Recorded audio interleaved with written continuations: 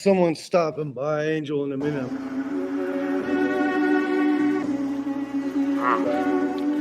Take 3. Hey, what's up, G? Zach G mixed it. Hey, it's the art of revolution.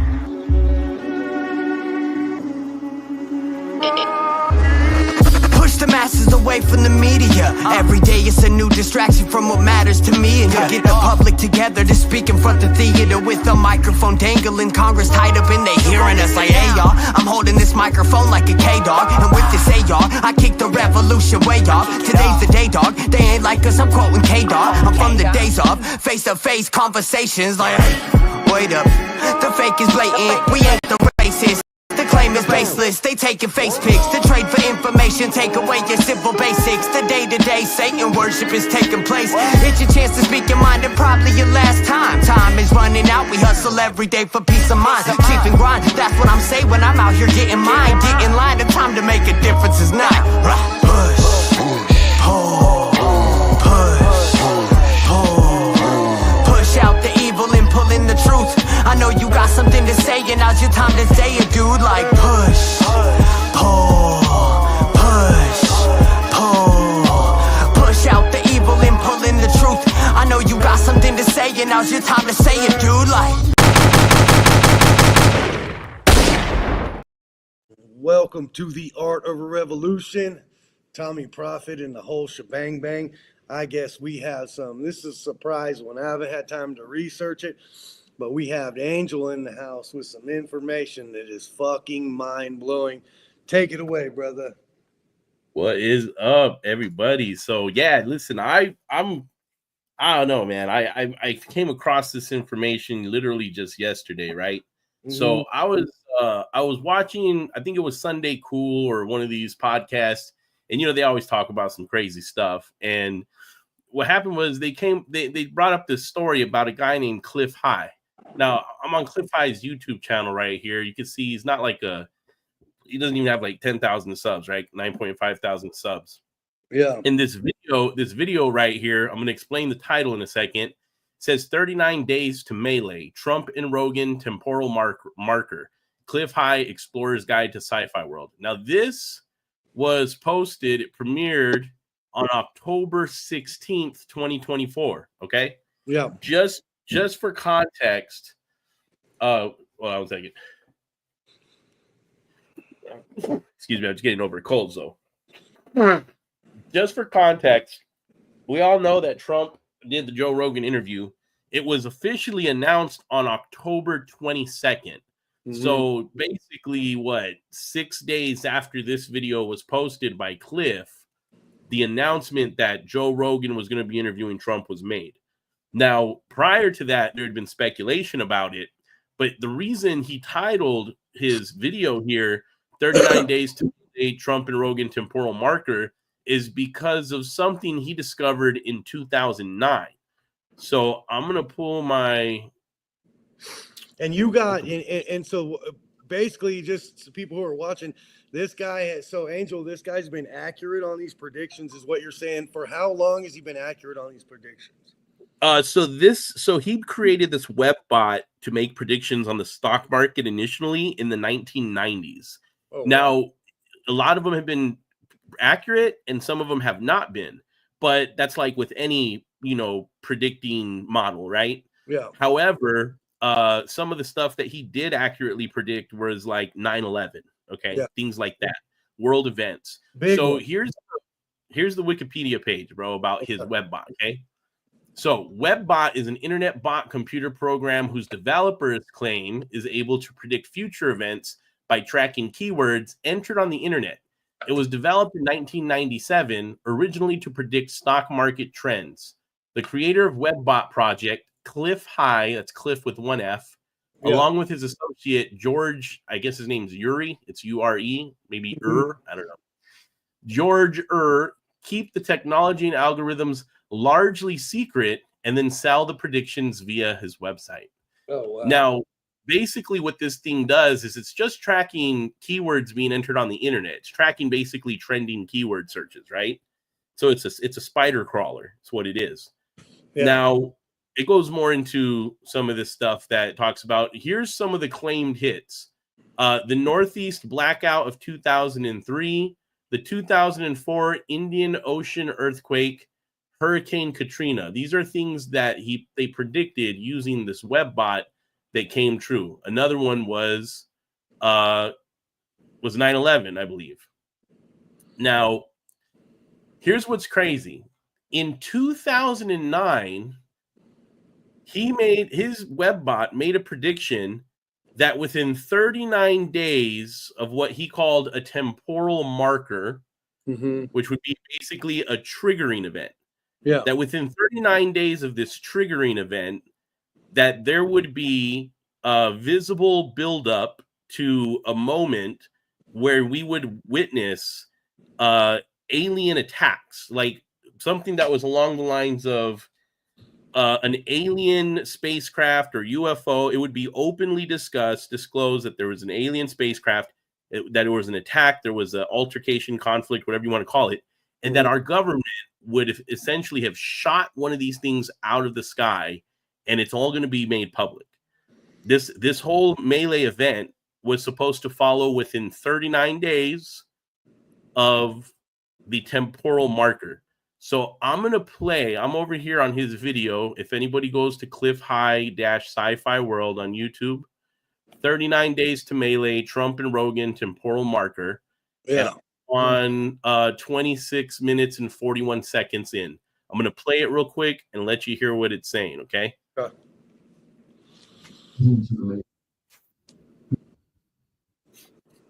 We don't have audio. Can you guys hear the audio at all? No audio. I can't. I am sharing the audio, so they should be able to hear it. So we're not getting it. You're gonna have to fiddle with that one, but either that or you're gonna have to kind of walk it through, because it's that definitely not pick. It started to pick it up for a second. Throw it back 10 seconds and hit play. Let's see what happens. Yeah, all right, let's do that. No audio. Okay, hold on. Let me check something real quick. That's crazy, dude. And so we're looking. So you're talking about this is already trending on the internet. Well, just so people who are just tuning in, I see we got a couple more people in here. He called me. What's up, guys? He called me about 30 minutes ago. We got Dean Dunbar, the man, the myth, the legend from the UK in there saying what's up. But we got so I got a call from Goldpills about 30 minutes ago from Angel. And you were saying this is trending. Well, I don't know that this is trending. I know nobody's talking about this right now. Okay. But there's something trending right now related to this. Here's the deal. Yeah. Okay. I'll just walk through it. So, real quick for everyone that's just tuning in, and if you guys want, you can share this too. Share this live, because I'm about to show you guys something that's gonna blow your mind. Hell, everybody guys know, share it. We're working on the audio. Keep going. Sorry. Go ahead. Yeah, please. This is nothing. Nobody else is talking about this. I found out about this guy Cliff High yesterday. I found out about the prediction of the Trump Rogan trigger event that would lead to a 39-day countdown to the exposure of an alien attack, a very publicly disclosed alien encounter with our military or some ground forces that would shoot down a UFO. And this was predicted by his web bot that he created in 1997. The web bot made the prediction that this was in 2009. The web bot made a prediction in 2009, okay, that following a triggering event, what he calls a temporal marker, there would be this alien encounter thing, this public alien melee. Now, the temporal marker, the triggering event, was Joe Rogan interviewing Donald Trump. Now, at the time, Joe Rogan did have a podcast in 2009, but it had not yet blown up. Yeah. Okay. He was still doing it while he was still acting and fighting and stuff. Okay. Now, in this video, in this part right here, he's talking about the countdown, the 39-day countdown, that there would be this visible contention. So basically, things that would be happening in public sight that would eventually lead to this event, this melee, where, you know, it would involve, I guess, the alien spacecraft being shot down by U.S. forces. Now, he posted this again October 16th, 2024. You guys can go to this video, Cliff High Sci-Fi World on YouTube. Okay. October 16th is when he posted this. They officially announced Trump being interviewed by Rogan on October 22nd, and the podcast was scheduled to be recorded on October 25th, which it was. Now, October 25th, if that was the date of the temporal marker, that would mean 39 days from then would be December 3rd, okay? Yeah. However, I found out about this guy yesterday. I saw this video here that he posted on the 16th. And then today, approximately 4 hours ago, I see this from Timcast IRL. News reports claim police collected UFO debris. Alien craft have crashed on people. And I watched the video, and they straight up said this thing was shot down, broad daylight, in front of everybody. Holy shit. I'm trying to pull it up over here, too. So just in case we don't get your audio, I'll have it on mine. So I might have to run and grab a charger cord real fast. No worries. But if I do, for the other computer, so we're gonna pull this up because I want to see this, dude. This is it sounds like we are about to get some super interesting things here going on. Yeah. Right now. Let me see here. I mean, tell me this is nuts, though, bro. I literally saw this yesterday. I can show you guys. The video was on Sunday Cool's podcast. Let me see if I can pull that up too. Yeah, let's see. I'm gonna pull up a screen share on my end. See if we can get it. Give me just a second. Let's go. Here we go. 1 day ago. Okay, Hardy's ghost story. This is the Sunday Cool podcast. Okay. Hardy's ghost story, UFO predictions, and mind control frequencies. These guys are always talking about some wild stuff, bro. I love their show. So entertaining. Right. But let me get hold on 1 second. I'm gonna bring the other one back in. Hold on. Gotta mute the mic, god damn it. All right, here we go. Screen share. Let's see here. I think I got it. We might have to switch screen shares. Let's try this out real quick.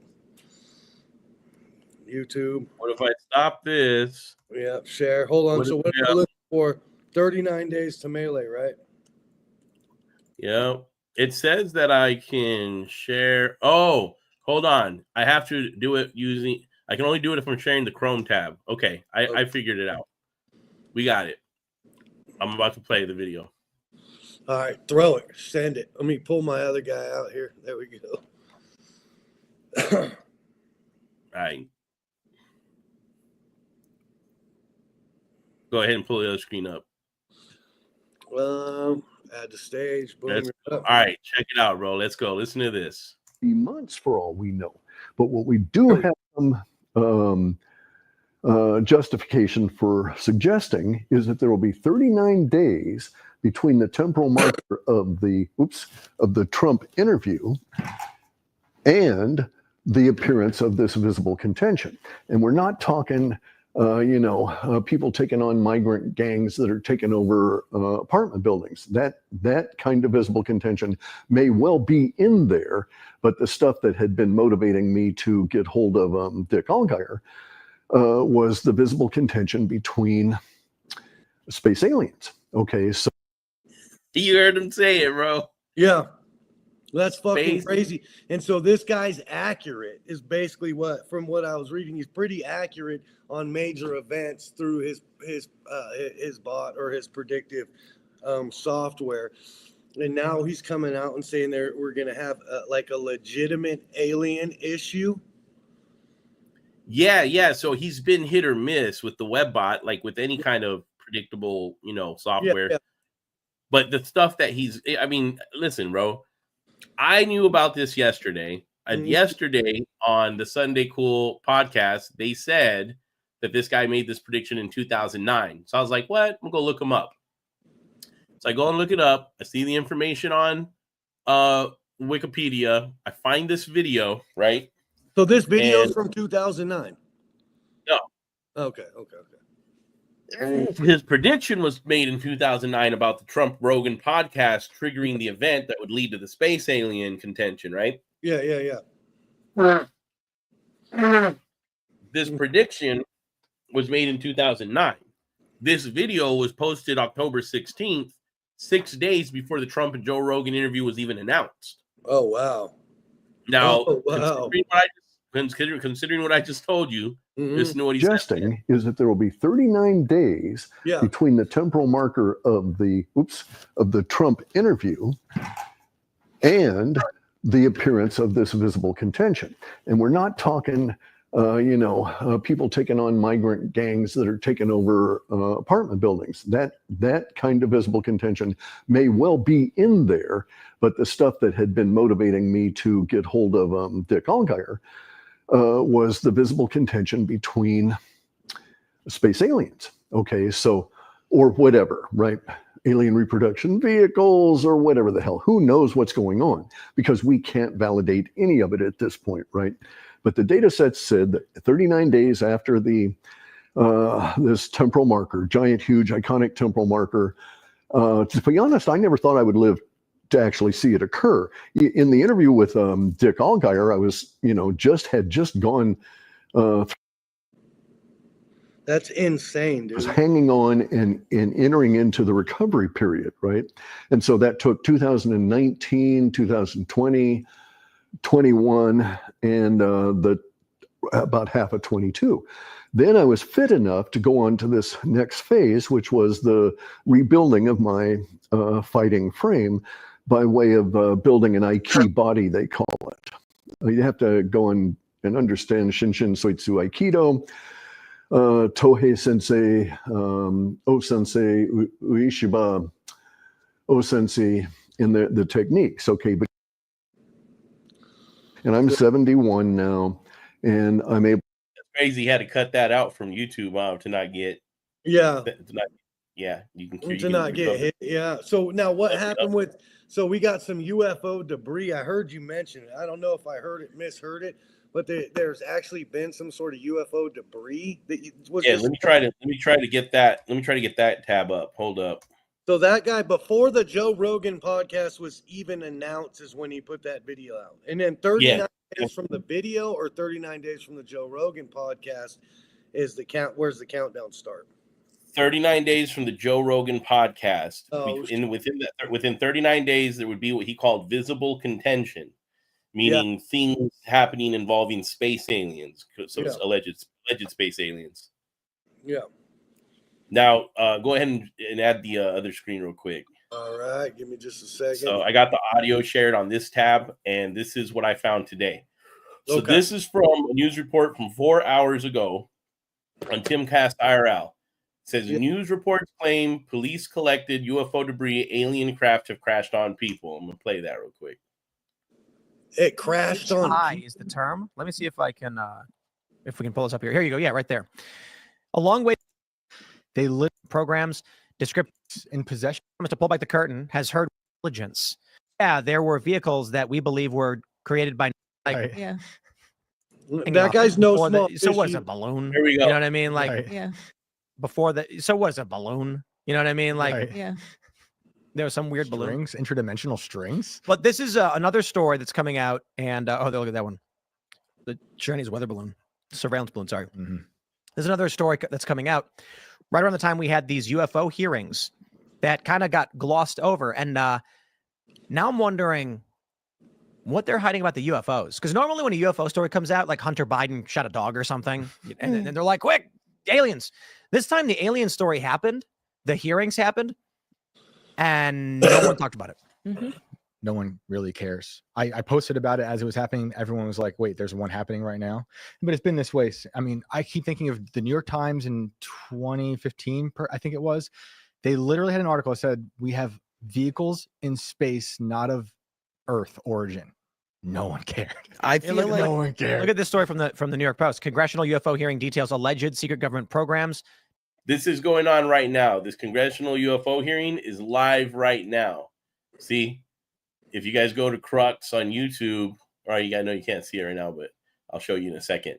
but it's live right now. Descriptions of non-alien craft. Yeah, they said they had biologics in possession. NHI is the term. Let me see if I can, if we can pull this up here. Here you go. Yeah, right there. A long-awaited hearing that promised to pull back the curtain has heard witnesses about alleged secret crash retrieval programs' communication with non-human intelligence. So apparently in this hearing, they said, yeah, there were vehicles that we believe were created by non-human intelligence. They crashed and they killed people. They had a hard time. This is nuts, bro. Yeah. That is fucking insane.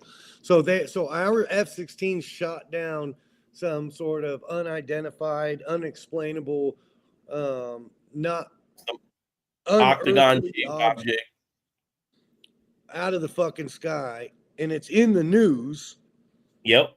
Right, and so you think the actual attack is going to be based on retribution from that? I don't know, because if anybody who's really researched this stuff, there's been incidents like this before, and I don't think that there is any kind of an attack. I think, you know, I'm of the school. You know me, bro. I'm a gospel believer. You know, yeah. I'm 100% sure that there's no life on other planets. I'm 100% sure that. And I'm not. And go ahead. Even if I don't believe flat Earth, and I do believe there's a universe out there, even with that, it doesn't matter if space is real, the Earth isn't flat, and we're in one of billions and trillions of planets. It doesn't matter. Yeah, there's been no evidence shown from what we've been able to observe scientifically in our solar system or beyond that there is extraterrestrial life that originated from another planet. Yeah, we do have evidence of this UAP. This that we know of, though, is basically. What? Say that again. There's no evidence that we know of. We currently have no evidence that these craft are or these beings we're encountering, because we are encountering something. Let me be 100% clear. We have tons of evidence of encounters with beings that are highly intelligent, highly technologically advanced, and seem to have an extremely vested interest in what's happening on our planet. But we don't necessarily, even with them telling us that they're from another star system, there's no evidence to suggest that they are. It's basically we're just believing what they're saying, and that's it. And the thing about that is that this, believe it or not, this is a repeat of literally what's happened in ancient manuscripts. You know, the Anunnaki, a lot of manuscripts around the world. These things haven't just told us they were aliens. Now, in modern times, they're telling us they're aliens. Yeah. Back when they wrote the Sanskrit poems thousands of years ago, they told them they were their gods. Yeah. When they landed the Dogon tribe in Africa, they told them that they were gods from Sirius. The cuneiform, all that shit. Yeah. So they're landing. If those stories are real, and I don't know if they are or they aren't, right? Yeah. I believe in the historicity of the Bible, but some of these ancient poems and stuff about these gods and the Vimana, it's very similar to what we're seeing now, and except they weren't telling the people they were aliens back then. They were gods. Even this whole thing about the Anunnaki, it's a modern interpretation to claim the Anunnaki were from another planet. Yeah. There's literally nothing. It was all Zachariah Sitchin. Yeah. And the guys from Ancient Aliens. We can thank History Channel for that. It's kind of bullshit too. It is. It's a bunch of BS, bro. If you read, what they do is they're taking a mix of the cuneiform tablets of creation and the stories of Babylonian deities, and they're mixing them together. So their claim is that the Anunnaki are from another planet. They were advanced technologically. Nibiru, the planet X, right? They claim that these alien beings came down to Earth, created slaves out of man by mixing their DNA with man's DNA, created a hybrid race, used them as slave labor, and then they had a war over who was going to control them, if they were going to control them or let them free or let them evolve to be a higher species, that they were both intellectually smart and capable of spirituality and all this other stuff. So there's this whole story that's mixed in there. None of it's true. None of it even exists in the tablets or in the Babylonian texts. Okay. Well, unless you're Billy Carson. Yeah. That guy, bro, he is something else, dude. Yeah. But you know that. But here's the thing too about Billy Carson. I'm glad you bring that up. Yeah. Billy Carson is an ET contactee. Most of the information he's got, he's been led to discover after being physically in contact with extraterrestrials, alleged extraterrestrials. That's what he says, though. Oh, I believe him. I've researched and investigated cases. I've spoken to people who have been on these ships, and I've seen home pictures from home cameras on board spacecrafts. I've seen tons of them. Okay, I 100% believe that these people are encountering these beings, but I'm 100% convinced that they're not aliens from another planet. So say the Anunnaki comes back, is whatever they're called. We're just going to use the words that everybody knows for right now, right? And the last time these so-called beings were here or not, whatever, speculative, they had us convinced we're gods and we can fight back. So all of a sudden they pop back in and we knock one of their ships down, right? Because the way I was hearing it, the first guy said there's going to be some sort of belligerent encounter or some sort of a conflict with these beings. So the U.S. government and F-16s, they knocked down a fucking one of these ships, right? And then so they're like, what the fuck? These humans or whoever those other people are coming back in here, and they're pissed off because we knocked it down. And so this guy's predicting a conflict with those beings. Now, here's another reason why I don't believe that. Yeah. Let's say, like you said, for the sake of argument, these really are aliens from another star system. Yeah. The degree of intelligence needed to create technology that would allow them to travel light years of space. Oh, I can without it taking light years. Yeah. It's so far beyond what we're capable of. It would not be possible for us to shoot them down. In the secular mindset, the idea of science being akin to magic, these are gods. They are gods. They are producing godlike capabilities to be able to transport themselves or their material or whatever in between worlds. And we're going to shoot them down with what? What on an F-16 is going to shoot down the chariots of gods? Think about it. If it is that kind of situation and it is chariots of the gods, maybe if they come in here not expecting to get hit with the tomahawk and get hit with the tomahawk, so their defenses are down. So it's either that they came in here thinking they wouldn't need defenses. Well, they're coming. I know, I get what you're saying, but they shot something down over the skies somewhere in America recently. Allegedly. There's the Battle of Los Angeles. Look at that. That was real. Allegedly, you're right. So if we shot whatever this was, we shot at it for 45 minutes straight. Didn't hit shit. 1,500 rounds of anti-aircraft weaponry. Look at this car. This car is all jacked up. That's from the flak raining down. I know, but that was World War II. The Battle of Los Angeles was World War II. We're talking about modern days where they have hypersonic missiles attached to the wings of F-16s. So things are different. What I'm saying is, this guy predicted something. So either he predicted a fallacy, he predicted something correctly, and what was it that we shot down over those skies? Octagonal, or what they call it? Yeah, the octagon-shaped UFO. Yeah, I mean, something happened, and this guy, what you're reading and stuff like that is kind of scary. Well, what I'm saying is it's all part of the deception. Yeah. If my theory is correct, okay, and I 100% believe that this is correct. Well, you're pretty correct. That these are fallen angels that are planning a global deception. Yeah. Because they know that the second coming of Christ is going to happen soon. Oh, okay. Man. And the reason that we know that they believe it's going to happen soon is that this stuff wasn't happening on this scale 200 years ago, 300 years ago, 500 years ago. This wasn't even happening on the scale 100 years ago. We're living in a time of complete censorship, and this can't be contained.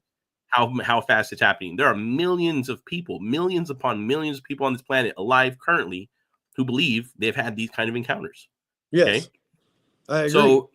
So it's happening at a much more rapid pace than it has in previous decades or centuries. Well, now, go ahead. Now, just that, I'm just saying, I think that's part of my theory, right? Is that as we get closer to the second coming of Christ, everything that Satan does is to try to pervert something that God's doing, right? So God is, and it's everything. God creates sex and male and female and families, the nuclear family unit, strong societies. What does the devil do? It's all perverted. It's all backwards. Men can be boys, men can be girls, girls can be boys, pedophilia, all this stuff, okay? It's just a perversion, right? Sleeping around, all this stuff, okay? Whatever God created, the devil tries to pervert it. Now, God created, God talks about, in the Bible, God promises us there's going to be a physical resurrection. Jesus Christ was resurrected from the dead to prove that he was God, and that the promise made that there would be a physical resurrection in the end times for a judgment day was going to be a literal physical resurrection. What does the devil pervert that as? Zombie apocalypse. Now, the Bible promises that there's going to be the stars are going to fall out of the sky. There's going to be signs of the heaven. The angels are going to come down and wage some kind of a battle. Yes. Right? What does the devil pervert that as? Alien invasion. So to me, the idea that we have all these things happening, and no matter how you want to, let's say, interpret prophetic word, prophetic knowledge, however you want to interpret the prophecies of the Bible, which a lot of it is, seemingly vague enough to be interpreted different ways because people have thought so many things in the past have been a fulfillment of some prophecy. But there's some things that are very direct. Some things are very direct, like the moon turning to blood. You know about that one, right? Well, I mean, I hear a lot about it, and I see it every single year. I see a heart. No, I'm not talking about the moon looking like it's red. Yeah. I'm talking about Joel 2:31. Okay. Let me look this up. Look in the book. It says, "The sun and the moon shall be darkened." Oh wait, no, this is not. Let me look at the full chapter here. Joel 3:15.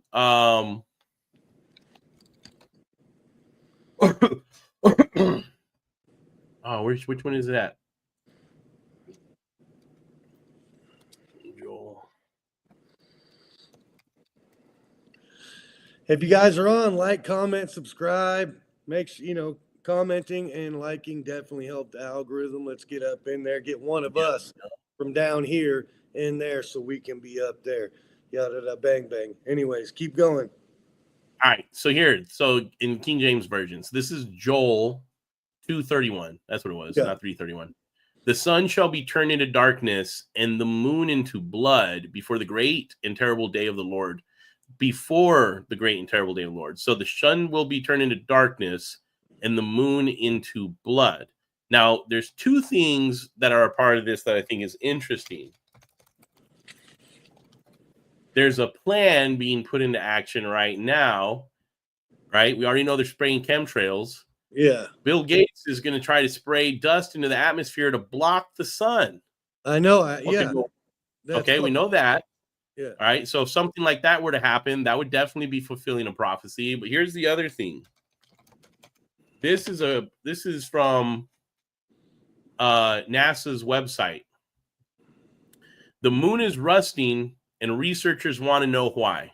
Well, how now, is if you guys know, what's that? How is it possible if the moon rusting? That's a good question because rusting requires oxidation, and there's no oxygen on the moon in the atmosphere, allegedly. Yeah, exactly. Okay. So while our moon is airless, research indicates the presence of hematite, a form of rust that normally requires oxygen and water. This has scientists puzzled. Now, real quick, I want to go ahead and tell you guys the origin of the word hematite is from a Greek word Okay. Hematite is from a Greek word.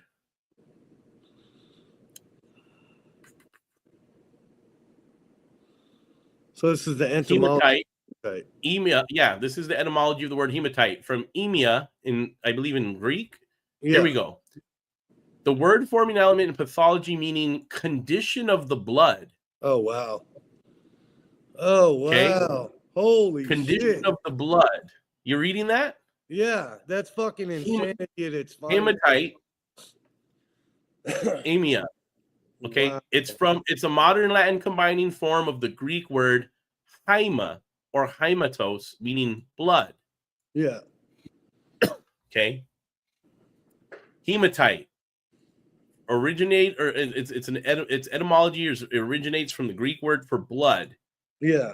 Hematite rust is turning the moon red, bro.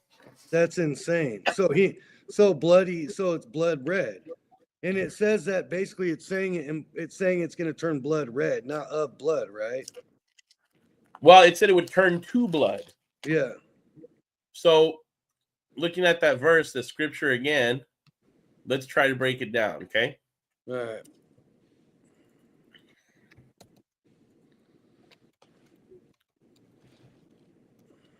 That's insane. It's fucking. And you don't think about it, but yeah. Joel was originally written in Hebrew. Okay. Yeah. So what's the Greek? Well, I mean, everything was originally written in Hebrew or Aramaic. It was translated to Latin and Greek. Yeah, at one point it was translated to Latin in the Vulgate translation, and then to Greek, Keone Greek, the Septuagint.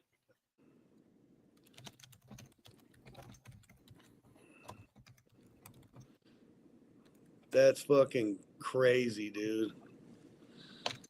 You move them fingers too fast, buddy. Yeah, I got a lot of practice. Yeah. Okay, so here's the breakdown of it. Mm-hmm. Oh, man. In this context, this is the breakdown. So the breakdown of the word blood in this verse, it says the sun shall be turned into darkness and the moon into blood. Okay, here's what it looks like in the Hebrew. Yeah. And the word blood here is dam. Yeah. The root of the word is dalet mem, which is standard term for blood in Hebrew. Yeah. The usage of this verse in this context, dam, blood, is metaphorical, symbolizing the color of blood like a deep red or crimson appearance of the moon. That's crazy.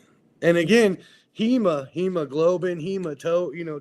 Yes. It all comes from the Greek haima, which is blood. Yeah. And that's crazy that the hematite, is causing the moon to rust, to turn to blood. Basically, so when they translated it to Greek, the same word would have been blood. So it doesn't necessarily mean that it was going to be bleeding. It just meant it was going to turn a certain color, right? Yeah, in this particular instance, the way that it was used contextually was that it would turn the color of blood. But how interesting that the rust we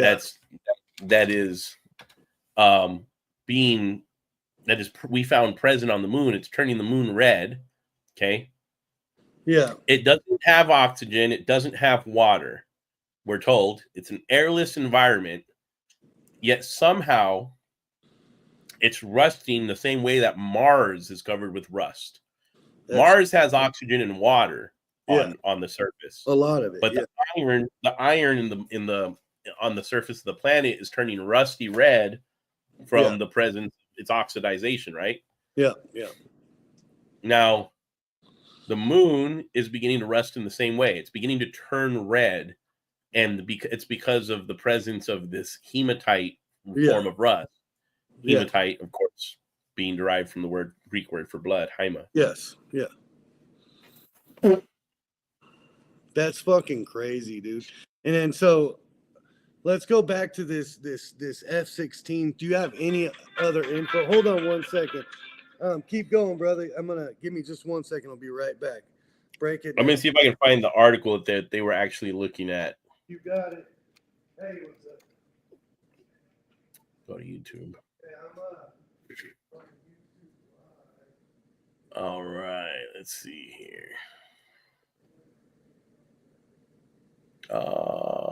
Where's my history? Oh, it's right here.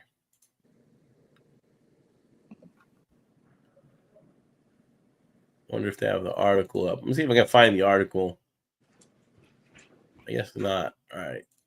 They had a hard time it was posted about it as it was happening. Everyone coming out and look at that one. Object as on third such incident. The Daily Mail. It looks like it came out yesterday. Let's see. Daily Mail. Ufo Crash.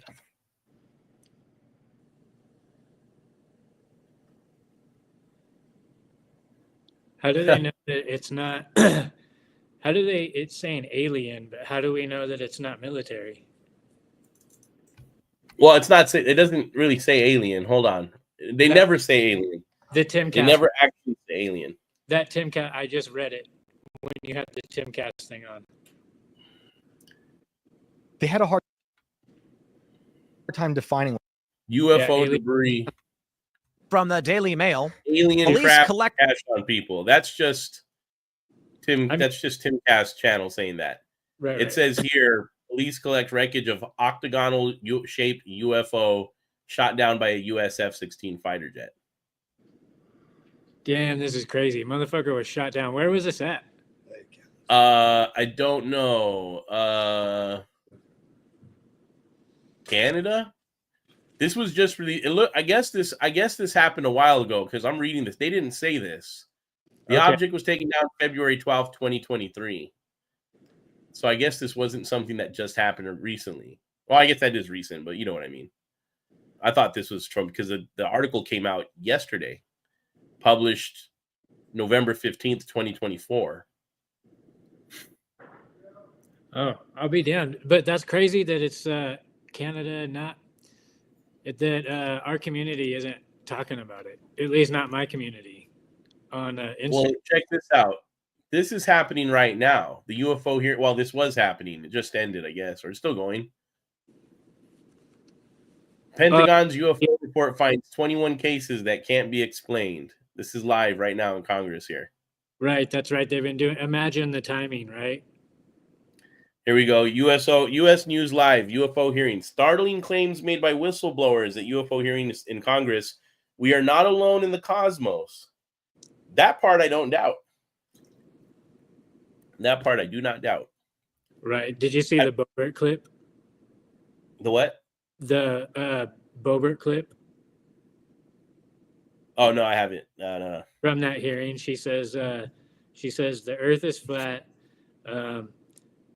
Something about 9/11 and something about Biden getting.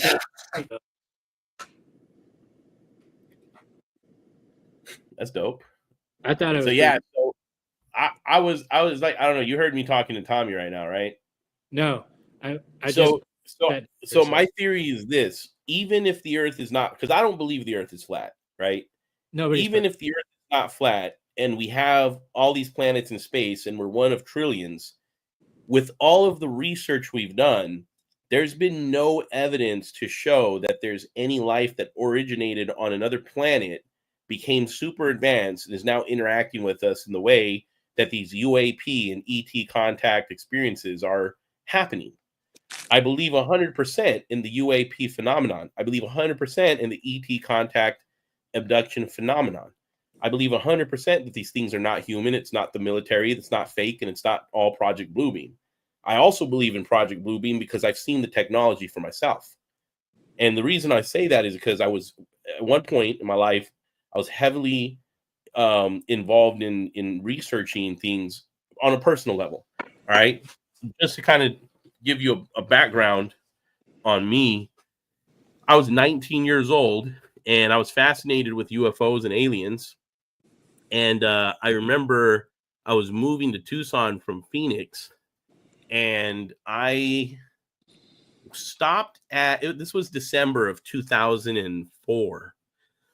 The first week of December of 2004. So it's the first week of December. I'm at this Barnes & Noble at the Metro Center in Phoenix, right? Which is literally like 10 minutes from me right now. And I went there and I bought this magazine. It was a UFO magazine. And inside this UFO magazine, I saw the story of Billy Meyer. Do you know who Billy Meyer is? I'm about to show you guys something that we're swapping back out. Where it existed. All this stuff that's going on, the hearing and all these people, I'm light years ahead of this, bro. Yeah. I don't care what they have to say. I knew all this stuff was going on a long time ago because the Billy Meyer story case happened in the 70s. Billy Meyer was a one-armed Swiss farmer, and his real name was Albert Edward Meyer. He's from Switzerland. Now, despite being Swiss, he traveled around a lot in his lifetime. In fact, after I found out about his UFO contactee story and how insane this story was, and all the up-close daylight photographs he took with his one arm in a home camera in 1972, decades before Photoshop was readily available to everyone, up-close daylight photos of UFOs, the occupants of these UFOs, inside the UFOs, and pictures taken of space through the portholes of these UFOs.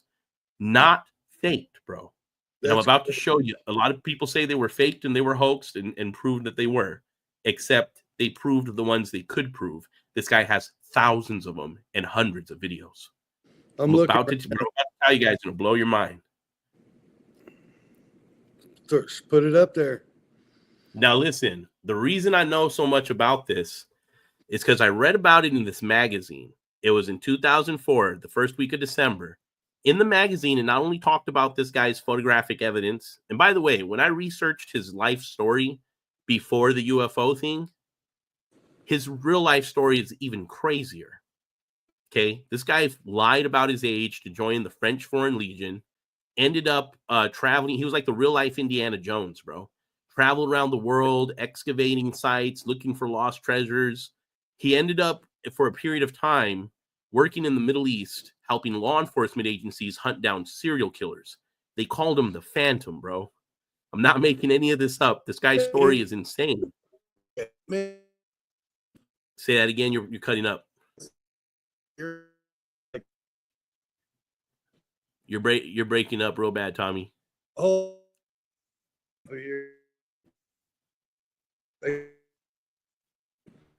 you're still cutting out. Say it. You're like, we're losing connection. Check your internet connection. There we go. There you go. All right. I say that again. I'm sorry, I was losing connection. So the Phantom, was he hitting? He was hunting serial killers. Was he hitting them, taking them out, or what was he doing with them? I believe he saw some measure of success. I never really dove too deep into it. I just learned a few things about him and was like, who the heck is this guy? Yeah. But I come to find out what he's really known for. Okay, what his claim to fame is that he is a UFO contactee, not an abductee. And his story is that he's been in telepathic contact with these human beings from another star system, from the Pleiades star system in Orion's belt, for his whole life almost. And that he was communicating with one of them telepathically, but he thought he was crazy. And he never told anyone about it until one day they asked him to tell people about it. They said, we want you to start telling people. And he's like, they're not going to believe me. You're just a voice in my head. So the voice in his head told him to meet him out in a field, right, by his farm. And so that's where these pictures come from. No, the pictures I'm about to show you are this is way later into the story. His whole life, I'm telling you, this happened for years, decades. He was interacting with them, taking photos of them, going on trips with them for decades. Yeah. Now, some of the photos have proven to be fake, and I'm going to tell you why that's actually important.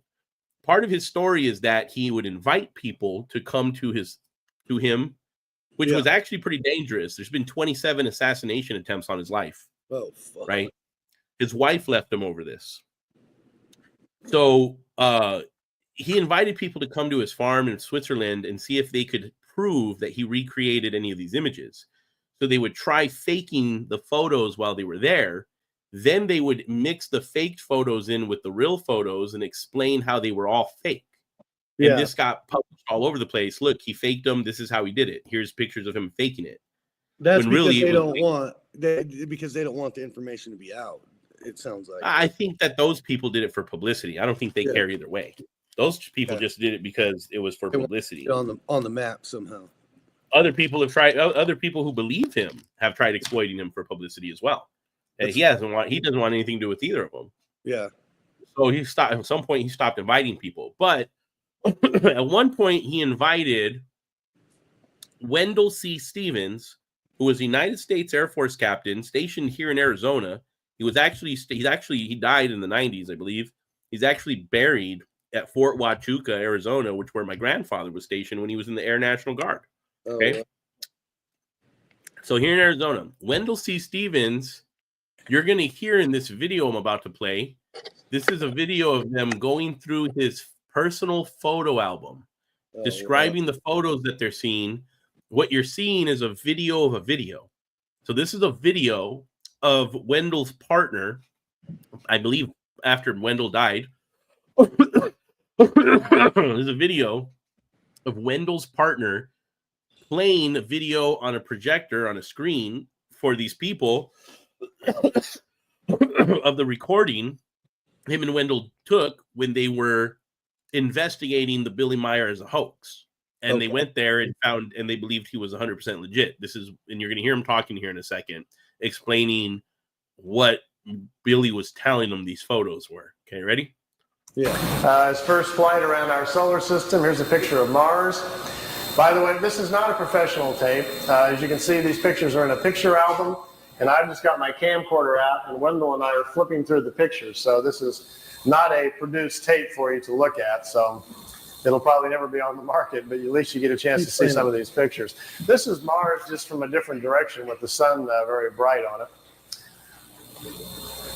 Now, here is Mars, but here's one of these satellites. It's in orbit around Mars, made on Earth, unannounced, and is in orbit. This is the spring of 1976, and this device is in orbit around Mars. I don't know exactly who made it or who put it up there. Here's another one. This is Mars again, and here's the light panels, solar panels, and the satellite equipment in orbit around Mars again. This is a different one. This is a dust storm on Mars. Billy wanted to get close and try to take pictures of artifacts. You've all heard about some of the Sedona Plaza on Mars, about the face on Mars that Richard Hoagland and other people have been looking into. Billy published a paper back in the 70s talking about that. There was a race of people lived on Mars. They had a terrible catastrophe about 186,000 years back. At the time, there was about 40 million people killed on Mars, and they're all gone now, of course. So there were societies there, and we will find quite a few remains of their civilization once we get up there. Here he's on board one of their large motherships. This is the side or the edge of a saucer that was parked inside as he was walking by it. Here's Jupiter. Here's the mothership in orbit. They're flying into it to go aboard. It was 17 miles high and about 10 miles in diameter. God damn it. He spent 3 days on it. They went to different places in our galaxy to show him around. This was the craft that was right in front of him. Here's what's crazy. I've seen this in real life. Yeah. In 2000 and I want to say it was 2004, 2005. I was with my brothers. We were driving to my mom's house. It was 9 a.m. And I looked because I saw the sun shining off something metallic. And I looked out the window and I seen a classic flying saucer about the size of a jet. It was just about 60 feet, maybe 70 feet above the houses in the suburb of Tucson. It was making no noise whatsoever. I saw it just coasting along, and it wasn't going much faster than our car. Like, it couldn't have been going more than like 50 miles an hour. No noise, no windows, no fuselage, no cockpit, no tail, nothing. No lights, just a solid saucer-shaped piece of metallic substance. At first, the sun shined off of it was blinding me. But once we turned the corner and the sun was no longer beaming off of it, I could clearly see what it was. Now, I tried to get my brother's attention, and I'm like, look, guys, look at this, bro. It's a UFO. I swear to God. And it was one of those moments where everybody looks, and then a tree cut our view off. We came around the other side of the tree and it was no longer visible. So nobody believed me, right? They were like, yeah, there's nothing there, bro. You're tripping. Now we pull up to my mom's house about 90 seconds later, 60 to 90 seconds later. And when we pull up to my mom's house, we're close to the Davis-Monthan Air Force Base. I pull up, we're just east of there, Rita Ranch. So I pull up to my mom's house and I hear jets scrambling, bro. I mean, there's jets coming from the Air Force Base, our direction. They are low and they are fast. And it's legit UFO activity is what you're seeing. What I saw that day was a legit flying saucer. It looked just like Flight of the Navigator, the movie. That's crazy. But it wasn't that shape. It looked like that kind of metallic perspective. From my perspective, it looked like that metallic substance. But it was the shape of a classic flying saucer, literally, bro. Two plates put together seamlessly. All one piece of metal. Nothing. There's no landing gear. There's no stabilizing tail. There's no fuselage. There was no portholes. There was nothing on it. It was a low, slow, cruising piece of metal flying in the sky, bro, in the shape of a flying saucer. That's fucking insane. And I had my eyes on it for at least 20 seconds. So I wasn't tripping. You think that's what they shot down over the Great Lakes? I can't believe they put that shit on the news. Hold on, bro. Hold on. This is what's trip. So I'm trying to tell my brothers, look. And then they look and they don't see nothing. So obviously I smoked one too many, right? Yeah. So anyways, 3 days later, I'm leaving a party and I'll have my mom and my friend with me. My mom lives there in Rita Ranch where I saw that by the Air Force Base. My brother lives all the way out. My friend, he lives all the way out on the other side of town, bro, out by the Mexican border. My mom's like, drop me off at my house first before you take him home. I don't want to be out in the car that long. I was like, man, I'm going to have to do this road trip by myself. That's cool. You know, we're all hungover or whatever. So I went and dropped my mom off at her house, and then I leave. So I'm driving in the same area that I saw that flying saucer, right? Yeah. I'm driving now, the opposite direction, and I got my friend with me. It's the middle of the day. It's the same time, probably like 9, 10 in the morning, right? Broad daylight. They all saw it too? Huh? Did they all see it too this time? Yeah, so this is I wasn't going to let it slip this time, bro. This time I saw the sun shining off something metal way up in the sky, way higher. That the first one I saw was right over the houses. Yeah. This time I saw something so far up in the sky, but even as far, I mean, like way high up in the sky, but even from that distance, as far up as it was in the sky, it was almost, in my view, about the size of a quarter, right? Sideways. Yeah. Yeah. What I saw, and then I saw the sun shining off of it, and I didn't want to be crazy. So before I even looked at it, I hit my friend. I'm like, hey, look up there real quick, bro. Yeah. And he looked up and he said, what the F is that? I look up and I saw this exact image, bro, 1000%. Without a mistake. Insane. It was this shape, bro, because I remember the top of it looking straight and then being tapered like this on the ends. Yeah. And it was huge. It was huge. Whatever it was huge because it was like miles up in the sky and it was still the size of a quarter to me. You can kick back. And what I saw, bro, when we looked at it, he said, what the F is that? While we're both looking at it, it began to disappear. Like in cartoons, like in Tom and Jerry, when they pour that invisible ink over themselves and they disappear like little by little, that's what it did right in front of us. That's fucking crazy. So this was taken in the 70s, basically right here, right? 1976, this photo album. Yeah, he was taking photos from 1972 to the 1980s. Thousands of them. You see the same kind of thing happening in your lifetime. Hold on one second. I got my dog is going bananas. Play the rest of the video real quick. All right, let's go. He spent 3 days on it. They went to different places in our galaxy to show him around. This was the craft that was right in front of him as they were flying into it. He took a picture of that one. Here again is back at Mars. These aren't in any particular order. Here's another object in orbit around Mars. And look, here's an American flag on it. So there's a couple of things that they put up there that the military's put up that we don't know about. This is a picture of Billy in a suit. He's on a prehistoric planet to see the dinosaurs. He's got a breathing apparatus on. This is a Pleiadian man, and they've stepped outside of the ship so he can see the animal life on this prehistoric world.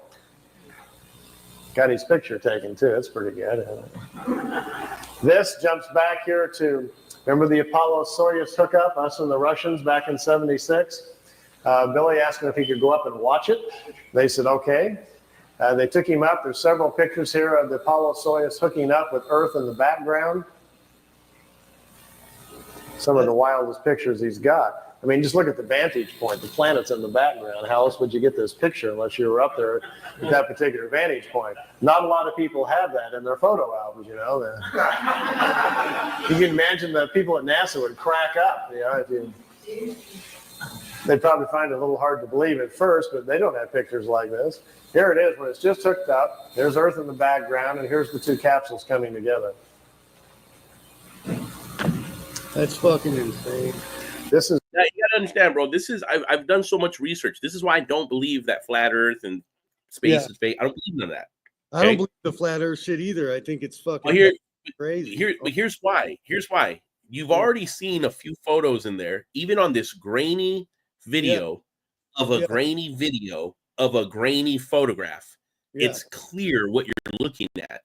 And the problem is that he's right. NASA doesn't produce these kind of photos. All the stuff they show us is airbrushed and CGI and amplified and AI enhanced and all this stuff. This guy took these photos in 1976, published them in the 70s, so we know the timeline is accurate. And not only that, he did it with a home camera. Now, 1976, bro, that was about a decade before Photoshop was even invented, and a decade and a half before Steven Spielberg, the world's best special effects producer, created E.T. out of modeling clay and chicken wire. That's insane. And then another thing too, you know, you got to think of like, so if you put the moon landing in perspective, you know, a lot of people, a lot of these I guess, non-governmental individuals all got discredited.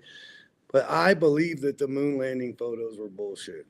I believe that it was a political I believe that they lied to us about everything about the moon landing, but I can't tell you if the photos are real or not.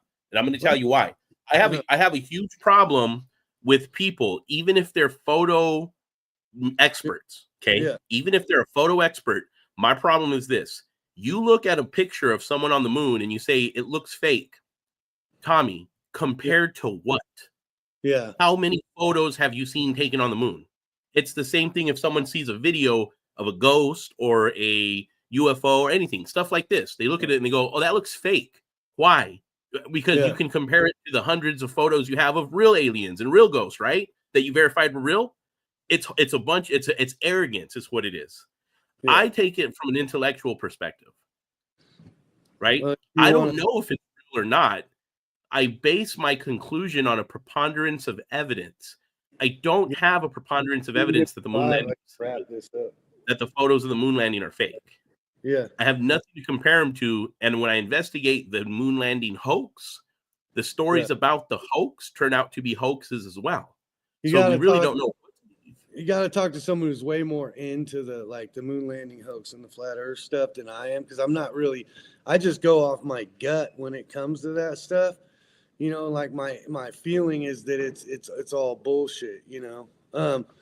Sorry, this was such a short notice show, bro. I got all kinds. I have to bounce up one more time. Start playing that again. Give me just a sec. Yeah. Just so you guys know, if you guys are interested, I got a book about all the flat earth stuff, bro. It's like 5,000 pages if you guys ever want to read it. I definitely want to read it. Play the next pictures. All right. This is the top of the mothership. There's windows, but there was nobody in the windows as they came into it. We really missed out here.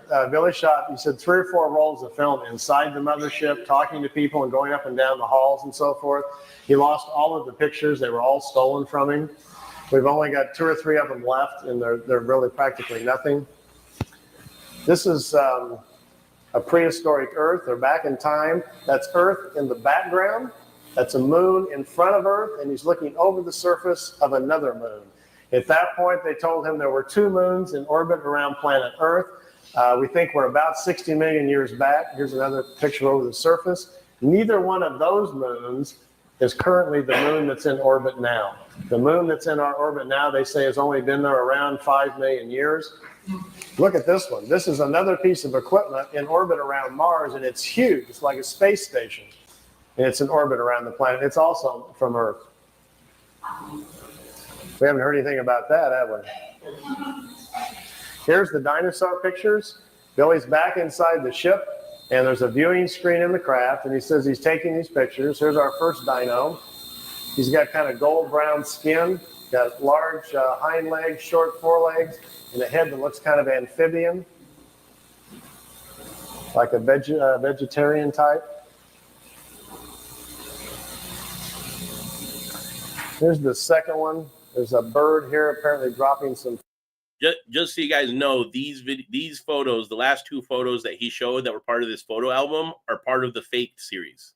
The ones with the dinosaurs, I know that for a fact. I know that this one is a fake, and I'm pretty sure it's from the time that those people came and he was trying to show them how the footage he had couldn't be faked, and they had him take a bunch of photos that they could show were faked, and this was one of them. It was a photo, I believe, of an up close of a book, a page of a book or something like that, if I'm not mistaken. I'll expand on that probably a little bit later if I can find it, but I'll let this play a little bit more. Food or something? That's Charles. Is that Charles? Charles dropped his food. This one's pretty hard to see. Here's the head of some sort of creature crashing through some bushes here. It's hard to tell. I know it's probably hard to see anyway from back there, but last time. Just the idea that someone could actually go back in time just really gets my brain going. There's a bird. There's these eyes. That's crazy. I was looking at it when on the plants. Looking at these pictures on my phone while it was playing. It's fucking. The pictures that this guy took are maddening. They're like insane. Yeah. So here's the other thing. Now, this photo evidence, bro. Right? Yeah. I mean, it could be pretty compelling. Like if we were holding them in our hands right now, we'd have to be questioning our reality, right? I'm questioning them just looking at my phone while I'm running up and down the hallway trying to deal with everything. I'm like looking at these bumping into shit. Like, what the fuck is that? Are you serious? Right. It's nuts, right? Now, check this out. This was not what was convincing for me. Yeah. This part here was not what was actually that convincing for me. I'm going to see if I can find. Did I just get it? Elon, who just commented on my. Oh, never mind. It looked like I got an Elon Musk flame thing going on there, the way it came up on my phone, because I got the X up here. I got the StreamYard, and then I got the YouTube, and then right where the comments go, it's Elon Musk fire 2 flame emojis. I thought we got lucky. Now, anyway. I don't know if I'm going to be able to find the video that I'm trying to find for you guys. I'm going to be straight up with you. I'm pretty sure it was scrubbed off the face of the earth. But if I can't, I'm going to tell you in 1 second. So I wasn't totally convinced because the photography stuff that this guy's story was legit, even though that's very convincing. Okay. I'm going to tell you that in the magazine I saw in 2004, December, the first week, it talked about not only all these photos that this guy, Billy Meyer, had, but it talked about 10,000 pages of published transcriptions of interviews he did with the aliens, aka the humans from the Pleiadian. They were called Pleisians. One of them was named Enoch, Henoch. They're called the Prophecies of Enoch. Okay. And Enoch? He said Enoch sounds awful close to Enoch, doesn't it? I know. Trust me. Also, one of the female aliens was called Semjaze. Semjase. Do you know where that word comes from as well? It sounds like Indian Sanskrit something. No, it's also in the Book of Enoch. It's one of the fallen angels, bro. Oh, fuck. And you know what? In the 70s, the Book of Enoch wasn't fully transcribed and people weren't really reading it. There was no internet to go get the Book of Enoch on. And not a lot of people knew about it until the mid-90s. It didn't become a normalized book or a mainstream book into the mid-90s. So I can't imagine, unless this guy Billy Meyer was some sort of fucking biblical scholar or,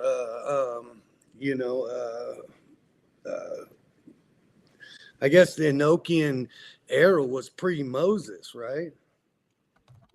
Yes, very much pre-Moses. So you'd have Enoch was Noah's grandfather. And so in the 70s, you would have to be a literal biblical scholar to even understand who Enoch was or to understand what his book was. And even at that time, I don't think the Dead Sea Scrolls, the Book of Enoch and the Dead Sea Scrolls or the Nag Hammadi Library were fully translated, and the public definitely did not have access to them. So how would this guy know those names? You see what I'm saying? That's where I'm going with that. All right, so look at the name. It was Semyase. Semyase is the way it's spelled here. Semyase. This is from Billy Meyer's story, the name of one of the aliens. But in the Book of Enoch, one of the Watchers was named Semyaze. Holy shit. Very close. Pull this up. Hold on. Don't change it yet. Put it back real quick. I just got to make the screen bigger. I got, making sure to make, if I see a comment to respond. So it's, Semyaze. It's almost exactly the same. Semjaze. Semjase was one of the aliens from Pleiades that Billy Meyer spoke to. Yeah.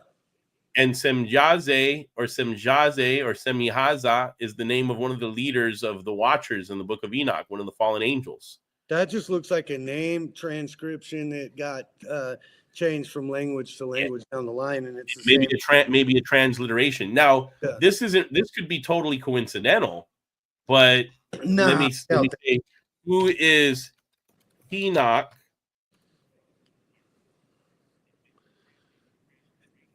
Yeah, holy shit. No, go back, because you got Enoch and Enoch. You type, look at what they're saying, Enoch or Enoch. It's the same fucking name. Now let's look at this. Holy shit, Did Billy Meyer publish a document called The Prophecies of Enoch? Holy shit. Yes, Billy Meyer published a document known as the Enoch Prophecies. These prophecies were reportedly communicated to him by extraterrestrial beings called the Plejarin, particularly through an entity named Quetzal. Like Quetzalcoatl, the feathered serpent? Yeah, I know. I'm with you already. I'm looking during a contact on February 28th, 1987. Holy shit. Now hold on. Yeah. What year was the Enoch Prophecies published? This is what's going to blow your mind, bro. Okay? Yeah. The Enoch Prophecies were reportedly first made public in 1987. Okay? They were part of Meyer's ongoing series of extraterrestrial communications. Now let me put this. Did the Enoch Prophecies that were published in 1987 warn of a pending invasion of Iraq by the USA? No fucking way, dude. A huge natural disaster that would occur in 2004 or any nuclear plant meltdown. That would be Katrina, basically. 2004 is Katrina, right? No. What was 2011's Katrina, right? Wait a minute. Let me find out. Because 2000. Ready?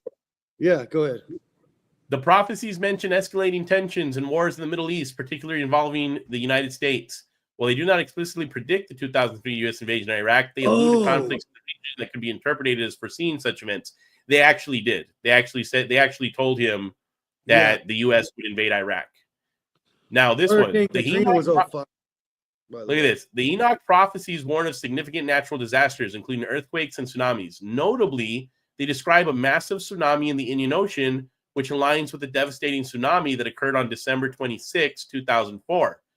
Now, do you remember when I told you what date, what week I got this magazine? It was the first week of December of 2004.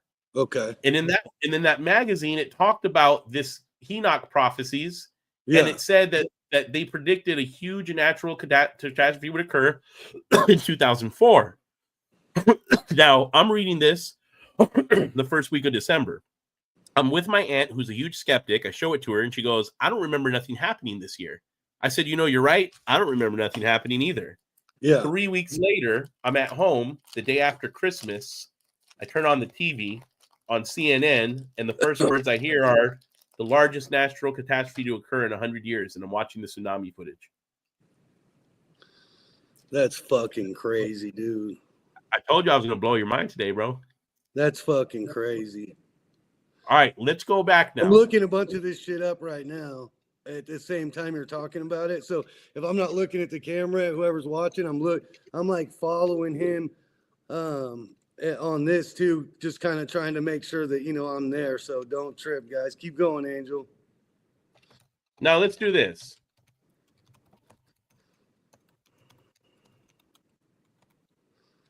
Who is Marcel Vogel? You know who that is? Who is Marcel Vogel, and what accomplishments are attributed to his work? Give me the juice, chat GPT. Come on with it. Marcel Vogel was an American research scientist and inventor renowned for his extensive work in luminescence, magnetics, and liquid crystal systems. Over his 27-year tenure at IBM's San Jose Research Center, he secured 32 patents, including the development of the magnetic coating for hard disk drives, a technology still in use today. Beyond his mainstream scientific contributions, this is where it gets juicy, Vogel delved into esoteric studies, particularly focusing on the properties of quartz crystals. Yeah. He pioneered research into crystal healing, designing the Vogel cut crystals, a precisely cut quartz crystal intended to amplify and focus energy for therapeutic purposes. Vogel also explored the concept of plant consciousness, conducting experiments to investigate the potential for communication between plants and humans. His interdisciplinary approach bridged conventional science with metaphysical inquiries, leaving a lasting impact on both fields. This guy is totally respected in the world of computer science, bro, at IBM. This guy is legend. Okay. He died in 1991. Now, let me ask ChatGPT. Did Marcel Vogel have any connection to the Billy Meyer case? Ready? Go ahead. Yes. Marcel Vogel, a research chemist at IBM, was connected to the Billy Meyer case through his analysis of metal samples that Meyer claimed were given to him by extraterrestrial beings. In 1979, Vogel examined these samples using a scanning electron microscope and reported several unusual findings. Deoxidation phenomenon. Vogel observed that when he touched the oxide layer of the metal with a stainless steel probe, red streaks appeared, and the oxide coating disappeared, revealing pure metal beneath. He stated, "I've never seen a phenomenon like that before." He noted that one sample contained nearly every element in the periodic table, with each element bonded, yet retaining its own identity. That's fucking crazy, dude. I'm going to read that one more time. I don't know if anyone went to chemistry in high school. I'm going to read this one more time. He noted that one sample contained nearly every element in the periodic table, with each element bonded, yet retaining its own identity. At high magnifications, Vogel found that the sample exhibited both metallic and crystalline properties, which he described as very unusual. I'm going to read this. I'm going to break this down for you guys real quick, okay? When he said an example exhibited both metallic and crystalline properties, what he was saying is there was portions of these samples that seemed to have metallurgic and crystallized substances fused together into a new substance, something that has never been accomplished on Earth to this day. We don't know how it happened, and we can't even explain to you how to do it, even if we were given all the tools to show and shown how it was done. It's not possible, according to conventional science. He later on speculated that in order to fuse metallurgic and crystalline substances, that it would take a power source that would be 10,000 times greater than that of our own sun. Yeah. Not only could this crystal and metallurgic substances be fused together in any lab on Earth, We don't even have the power to do it in our entire solar system. Hold on, I'm bringing Trebless in real quick on this too right now because this will blow. You know who he is, right? Paranoid Radio. Yep, bring him on. I am right now. I'm emailing him right now. Link. This is gonna blow his mind because they all talk about all this kind of crazy shit and it's fucking mind bending, dude. We'll have to bring him up to speed real quick as soon as he hops in. It should be yeah. I want to apologize for holding back because this thing just sparked this. I literally, when I say I did 25 years of research on all this stuff, I mean I did 25 years of research, bro. Like I can show you guys a lot of more stuff. Yeah. Let me make sure I got it right. Paranoid Radio. Hold on. Yeah, dude, we got to get him in because he's got some his insights. Here we go. I found it. Let's see. The unusual thing is the purity of these levels in adjacency to one another without their cross-contamination. They're very sensitive to light. As soon as I expose them to intense light from my microscope, the metal oxidizes very rapidly and just breaks down. I've never seen that. This really took me back. That only happened on Friday. That shouldn't be possible. Going back in tonight, I'm having another go at observing and measuring that. What you're talking about right now, what he's talking about, this is 1970. Okay, Dr. Vogel. Can't be possible. Could you tell us about your background briefly? I'm a senior scientist with IBM in the General Products Division laboratories at Monterey and Cottle Road. My work has been from earliest childhood in the study of the conversion of energy inside of crystals. I started at the age of 7 on the exploration of bioluminescence, of firefly, the light of the firefly, and by 11, I was synthesizing the chemical that made the firefly glow, the 3-amino-thallus 1,4-dione. It's a chemical analog to that which is in the firefly. And from that point on, I've focused my life on the study of luminescence, the conversion of energy in crystals. The materials that are in your color television, that are fluorescent lamps, and built my own corporation in this, and then developed for IBM the magnetic disk coding memory system, which now IBM uses throughout the world in their disk memories. I've developed the coding. We hold the basic patents for this material, and I've been into the field of material science all of my life. For the past 20 years, since 1960, I've developed a skill in optical microscopy because I wanted to study liquid crystal systems. I said there would be a very important new discoveries made in liquid crystals. These will be useful in watches, display devices, and I proceeded to develop these materials. We have them now, liquid crystal display, your phone, your smartwatch. Yeah, the screen you guys are watching this on right now, you can thank this guy. For IBM. This is fucking crazy. Yeah, this guy's not some drunk hillbilly seeing a UFO in the swamp. This is legit, bro. With that, I have put together probably the most complete optical microscopic gear, about almost $250,000 in optical microscopes.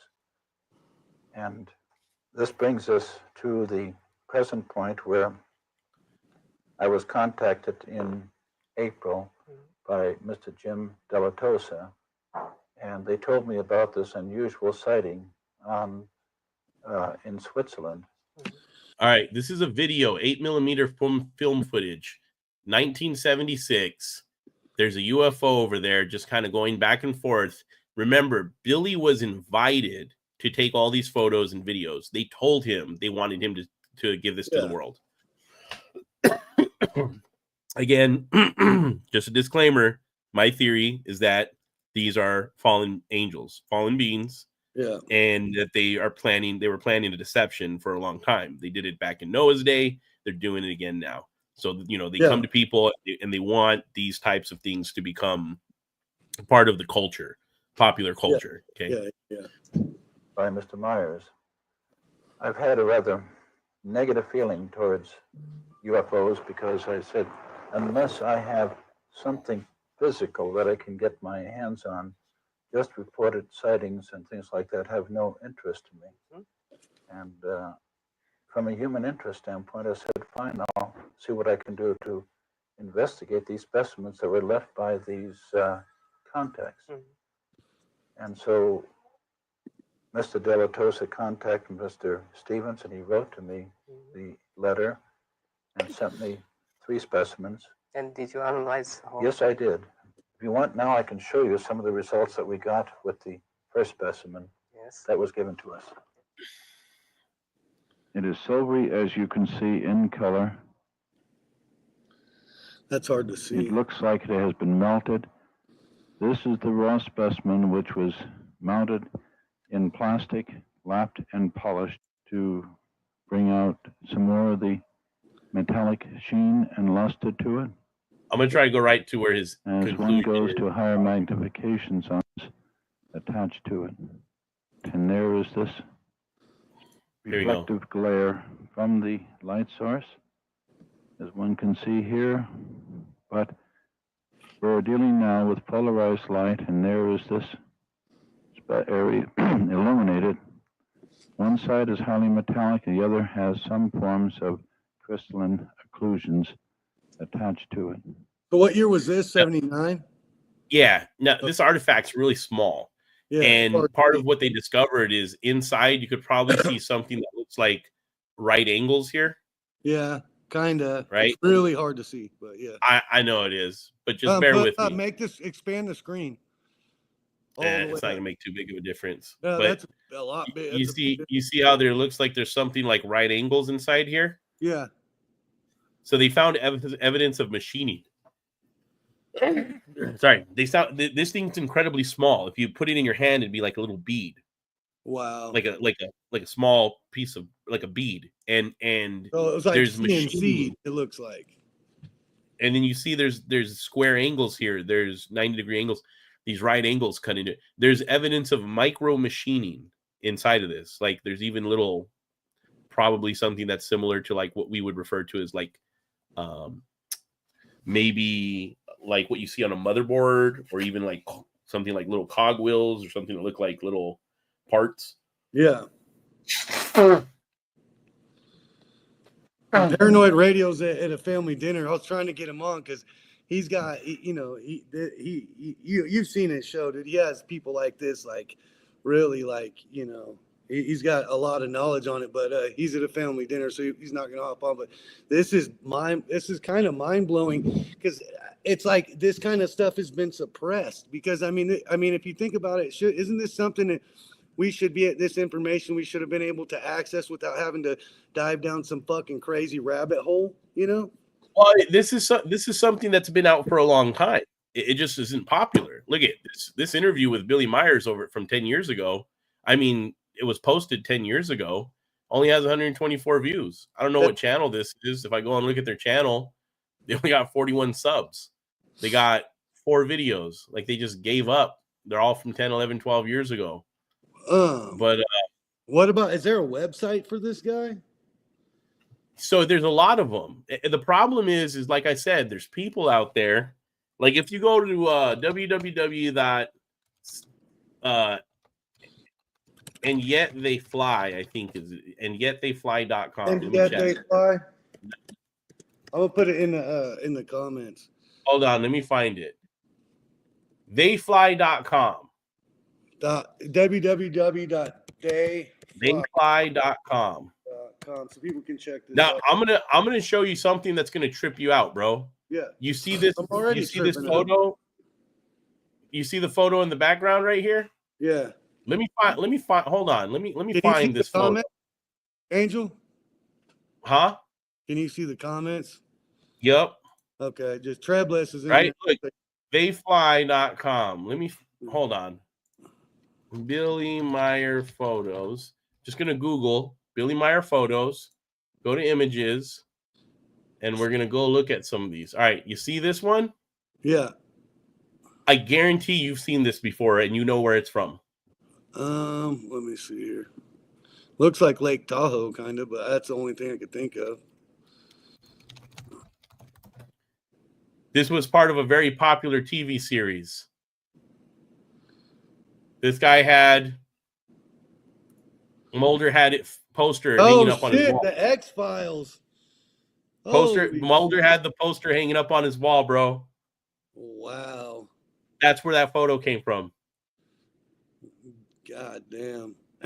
It seems like I'm okay. So we started this off F-16 shooting something down. A prediction made by this guy right here, right? And what? No. The prediction was made by Cliff High. Okay. A web bot that Cliff High created, anyways. And so, I don't understand. Like, if you really put it into perspective, this kind of shit has been being suppressed for so long because there's so much interest in it, and I've never even heard of this guy or the guy who invented the bot that predicted what's going on right now. That seems like it's kind of like lightweight bullshit, don't you think? I mean, we should be knowing about this. We should be able to look into this kind of shit. And like you said, how many millions of people you think have had some sort of interaction with some otherworldly, I guess, heavenly? Millions. Millions of people, technically. So all these years since the 70s, these photos have been out, which are way more compelling than the NASA photos. And people have heard about this shit. And then it's like, oh, you're an idiot if you believe this. And then we get a web bot that predicts something that happened right now. They're like, you're an idiot if you believe it. Guess what? I mean, how much evidence have I just shown you? Hold on, bro. Let me show you something. I'm gonna look up this F-16 thing too. And it was a F-16. Here's a photo by Billy Meyer. Yeah. This is the photo taken March 8th, 1975. Okay. That looks like it's off the screen, off the set of Little House on the Prairie, and they did not have photos. Switzerland is beautiful. Switzerland is one of the most beautiful. The Alps, one of the most beautiful places in the world. But I want you to just look at, see the trees right here? See the shape of the UFO? See this? Now, let's go back to the poster that Mulder had on his wall for all these years that we were watching as kids. See the three trees and the shape of the UFO? Yep. You see the three trees and the shape of the UFO? Okay. There's 1, 2, 3, a little dip, and then a fat tree. Yeah. Okay. All right. Let's go back to Billy Meyer's photo. 1, 2, 3, a little dip, and then a fat tree. Yeah. This is the photo, bro, from that poster. Hey, Paranoid Radio sent us a voice clip. I'm just going to play it. I haven't listened to it, but I'm going to play it right here real quick, see what he's got to say. Let's go. He's watching with the family, so it's like watching the Super Bowl when you're not supposed to at a family dinner. Here you go. We can play it. Hold on, I got it. Hold on. Yo. Can you hear it? He's right on. Yep. Now, let's just go a little historical with it. Tell him this. Or share this audio with him. Yo, check it. There's a story in the Bible where there's a guy that's being possessed. Jesus walks up to him, and the guy says, Jesus asks him, "What's your name?" And he goes, "We are Legion." And then he commands the demons to leave the man. The demons ask Jesus not to send them to the abyss. Then Jesus tells them, "All right, leave." He goes, "Can we enter the pigs?" Then Jesus allows the demons to go into the pigs. Then the pigs jump off the cliff into the water. Then Jesus walks on the water as a symbol of, "I rule upon the waters where the abyss demons live." You see what I'm saying? Etc. and etc. Now you have the UAPs coming out of the water and people under oath saying that they're coming out of the water on 4K TV. Yeah, so I get what he's saying too. So we're talking, you and me are talking about it coming from otherworldly and that from their person. That's why I wanted him on here, because he's he talks to these people, and a lot of people think these are coming from the sea. We have and there's compelling evidence both ways, So we have so Lake Huron. I'm going to go to what Trebus just said the debris finally collected after this was a 2023 UAP shoot down over Lake Huron, according to new FOIA release. So Lake Huron's one of the Great Lakes, right? Am I? Yep. Yeah, so it's one of the Great Lakes. So that would kind of go to what Trebus is saying, coming out of the water. So what's Mr. Myers saying is that they're otherworldly or interdimensional, or are they coming out of the water? You know, like, so this is something too, you know. What's your thoughts on that as far as it goes? I'm going to try to find this most recent shoot down. What, you know, break it down. What are your thoughts on what he said and how I was just, you know, kind of putting it, because I'm super. I'll add another. I'm going to add another layer to that. Okay. Okay. So the word demon comes from the Greek word daemon. The word in Greek daemon is referring to a spirit or a divine power. Could be neutral or even positive. However, the spirits were thought in ancient Greece to act as intermediaries between gods and humans. They influence human affairs for good or bad. Yeah. Okay.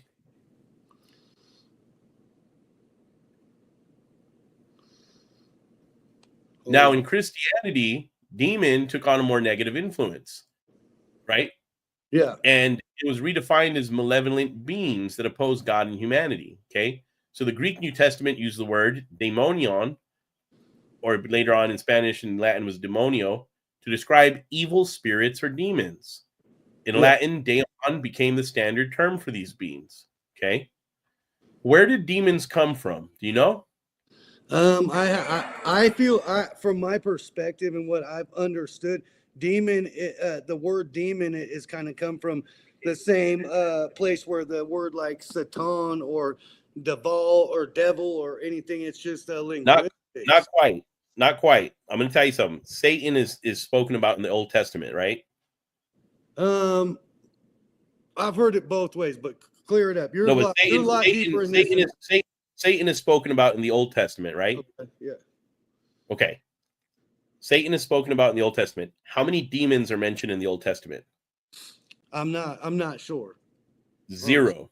Exactly 0. Yeah. After the flood, evil spirits in the New Testament seem to be prominent.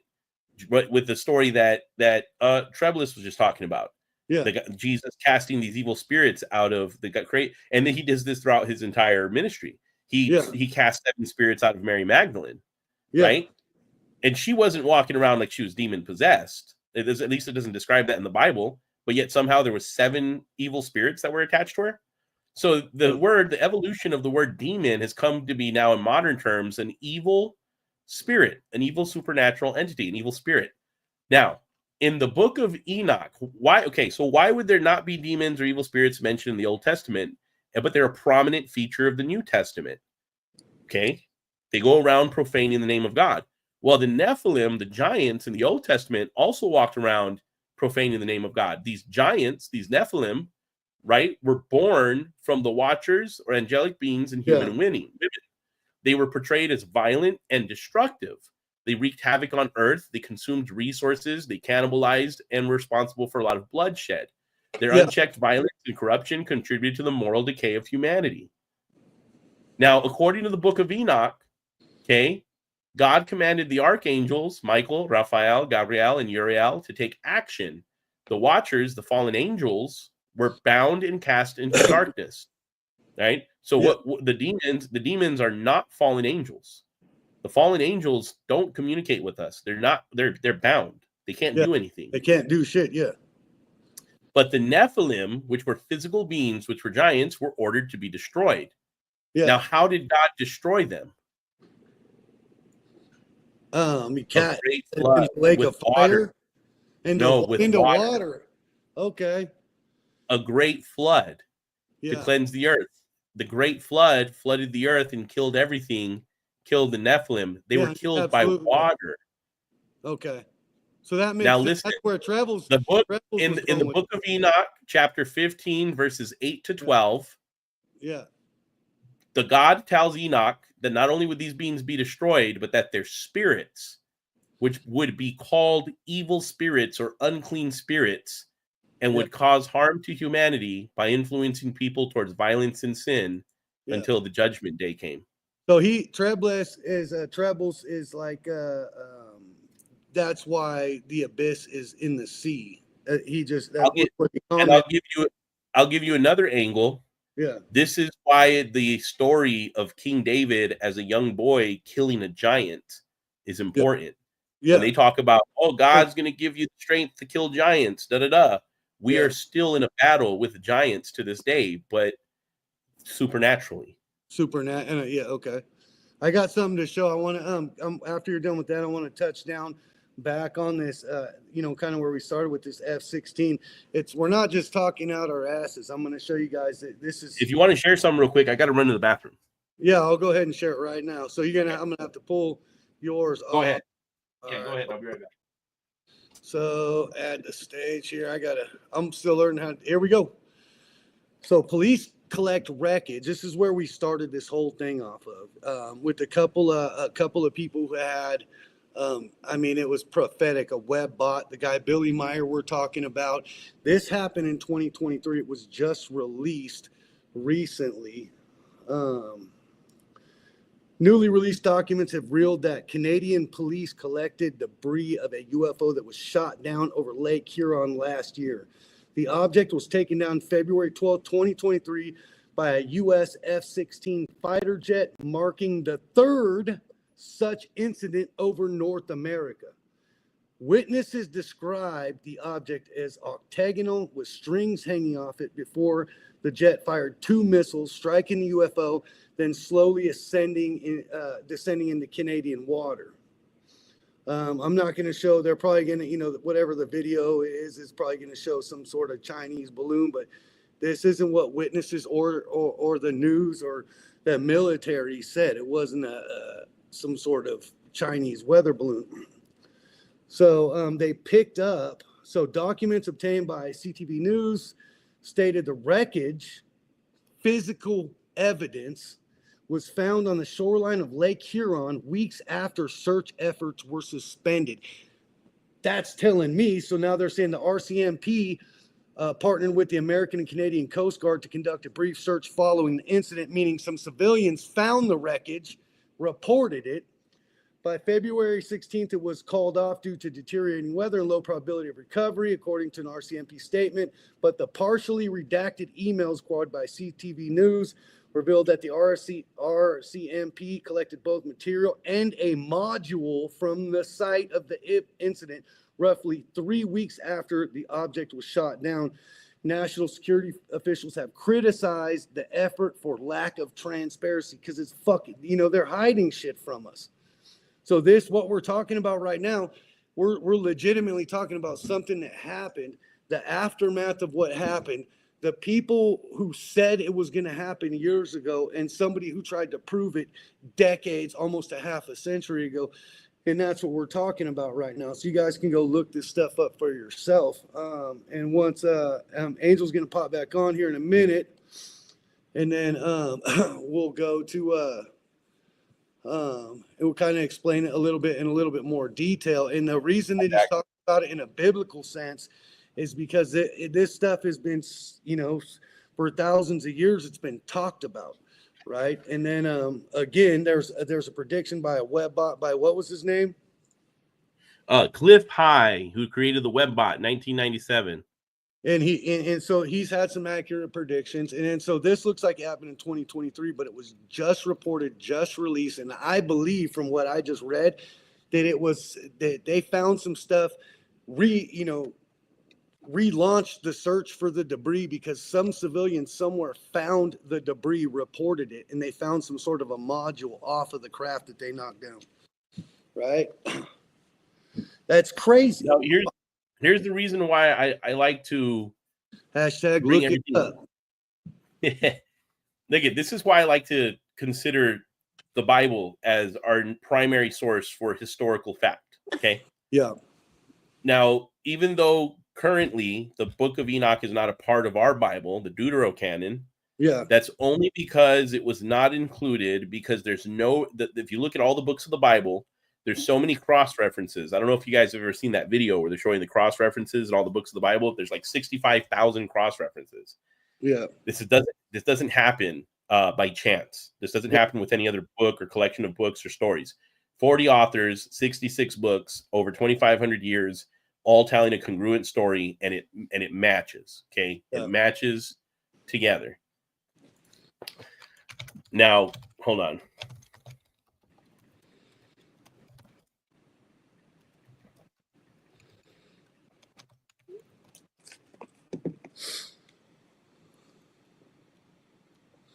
You're pulling something. I think I got to add you back. So let me. Go ahead and throw it up. Yep, we're back up. All right. Listen, I'm going to show you something. All right. And I'm glad Chat GPT is right here, so I don't have to type it all out to show you guys. No shit, huh? Chat GPT is kind of tight, actually, except they lie about it. Now, listen, this is the genealogy. Now, we talked about the Nephilim blood, the Nephilim DNA, the corrupted beings, right? Yeah. Now God was promising to reconcile his relationship back to humans by offering himself. The Messiah would come and would be sacrificed. It's written about in Isaiah. It's written about in the book of Psalms. There had to be a sacrifice made that would end all sacrifices, because the Jewish custom was to make a blood sacrifice for an atonement of your sin. But you had to continually do it because men continually sinned. There had to be one sacrifice that would end it all. And that was supposed to be the coming of the Messiah, right? That was going to free everybody, free the captives and all that. Well, how was he going to do that? By reconciling us back to God. So he had to be an innocent being, but he had to be God in the flesh, which means he had to be God, but he had to be 100% man as well. So the Son of God had to be equal to God. In the book of Isaiah, it said, I will say to the Son, oh God, your throne is forever. So why is God saying to the Son, or the prophet saying to the Son of God, that he referring to him as God, saying his throne is forever? It had to be God in the flesh. So Jesus Christ is supposed to be that sacrifice that was made for us. And if you think about that in that way, why does the book of Matthew, and I believe the book of Luke, I think it's Matthew and Luke, it describe the genealogy of Jesus from his mother Mary going all the way back to Noah? Yeah. Now, Noah in the book of Genesis is picked by God when the Nephilim were walking the earth. He was going to destroy the earth with a flood. He picked Noah because it said he was perfect in his generations. And then it lists the generations of Noah going back to Adam. So let's talk about that. Yeah. Adam was not his name. All of these are not names. These are transliterations, which is basically saying the way we pronounce the words in Hebrew. These are not the names of people. These were what their names meant. Whatever their name was, this is what their names meant. And the word in Hebrew, the way we transliterate it, became their names. Noah was not his name. Adam was not his name. Adam is a Hebrew word that means man. Right? Yeah. And the word is actually two words together, meaning man or earth. Adama, meaning ground, man or ground, right? Because man was formed out of the dust of the earth. That became Adam. So Adam means man. His son, Seth, comes from the word Hebrew that means appointed or granted. Okay. Yeah. So I've been Eve through said, that. I've been actually through this. I think. This is going to blow everyone's mind. Let's run through this. Keep going. So Seth means appointed or granted, and it's because Eve named him Seth, called him appointed, because he appointed her another seed in place of Abel, since Abel was killed by his brother Cain. So she lost a son, Abel, and then God appointed Seth to be born to take his place. Seth had a son, his name was Enosh. Enosh means mortal or human, frailty, reflecting the mortality of humanity, right? Yeah. Enosh had a son named Kenan. Kenan means sorrow. Yep. Kenan means sorrow. He had a son named Mahalalel. Mahalalel means praise of God or the blessed God. Mahalalel means the blessed God. Mahalalel has a son named Jared. Jared means descent or shall come down. Jared had a son named Enoch. Enoch was actually the great-grandfather of Noah. Enoch, his name means dedicated or initiated. Dedicated or initiated. Okay? Yeah. Enoch had a son named Methuselah. Methuselah, his name this word transliterated name means his death shall bring. Now, what's important about that is the prophecy that was told about the coming flood. The reason Noah was preaching about it for 120 years was because they were told, Methuselah's mother prophesied that when he died, that's when the judgment of God would come. Yeah. So Methuselah dies, and then the flood came. Noah. So they named him that because of the prophecy. They named him that, so his name meant his death shall bring. Yeah. Now, Methuselah had a son, Noah's dad, and his name was Lamech. Lamech means despair or to be brought low. Despair or to be brought low. Yeah. And then Lamech had Noah, his son Noah. And Noah means rest or comfort. Yeah. Now, I just showed you what all these names mean. This is the genealogy of Noah. This is why Noah was chosen and why his story made it into the Bible. Yeah. And his genealogy is mentioned in the Bible going back to Adam. One, it shows that he has no Nephilim blood in his DNA. These were all humans going back to Adam. But here's all the names, what the meanings are spelled out in a sentence. Man is appointed mortal sorrow, but the blessed God shall come down, teaching that his death shall bring the despairing rest. Yeah, that's fucking crazy. It all kind of falls into a like a timeline that's actually taken place, and most people don't know. They're oblivious to this kind of shit, you know. Yes. And now we're living. I mean, I don't even know what word to actually use. We're not, because the prophecy in this age isn't as detailed as it was then, but we're living in a spiritual era where it's a battle of good and evil, and the indigo children are gonna, you know, survive, and the children of the darkness, you know, are gonna, you know, crumble, but it's gonna, you know, it's gonna be hell on earth is what it feels like is coming towards us. You know, did you get that text I sent you? Angel? Hold on. I gotta show a Psycho News Network on Instagram at about 7 o'clock. Okay, I think it's 7:30 right now. And you're not my time. I got about 30 minutes, but it's crazy. That shit is mind blowing. You know what the fucked up part about it is? Now I'm going to be buried on websites and programs and YouTube for the next week trying to look all this shit up so I can even be on the same level as a lot of you guys, you know. It's fucking crazy. Well, I want to close with this point, okay? Yep. The Bible is often referred to as a collection of fairy tales, and modern people think that science disproves the Bible, and there's absolutely, I can't find a single. I'm a big fan of science. I'm a nerd, bro. I can't find a single scientific discovery or archaeological discovery that has ever disproved the Bible. In fact, I'm just going to run through these real quick. These are historical, archaeological findings that we found that were already in the Bible before we found them. Okay? Yeah. The Dead Sea Scrolls were found from 1947 and 1956. Yep. And they confirm all the general references to Jewish religious practices and beliefs during the Second Temple period as described in the manuscripts of the Hebrew Bible. Okay? Yeah. The Tel Dan Stele. Okay? So they mention the House of David in the Bible. In 1993, a fragment discovered in northern Israel contained the first historical reference to King David outside the Bible. So King David, they thought was a myth, the guy who killed the giant, right? Yeah. This guy was a myth, the Bible's fairy tales, right? Except in 1993, they found evidence that King David was real and was king of Israel. Okay? The Bible had this story for thousands of years. Yeah. The Pool of Siloam. In John 9:7, Jesus heals a blind man at a pool of Siloam. Archaeologists uncovered the pool during sewage repairs in Jerusalem and affirmed from the archaeological discovery, the evidence they found, that it had a role as a public gathering site during the Second Temple period when Jesus was on earth. This discovery was made in 2004. This is why for hundreds of years people said the Bible was fairy tales. Look at it. 1947, 1993, 2004. We are finding the evidence all the time in the last 100 years, less than 100 years, that the Bible is absolutely correct and archaeologically, historically accurate. The city of Jericho is referenced in Joshua 6. Excavations at Tel es-Sultan in the early 20th century uncovered ancient city walls that many associate with this biblical story.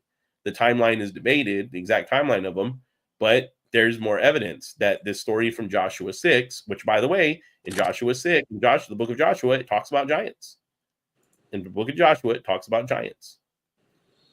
The Babylonian Chronicles.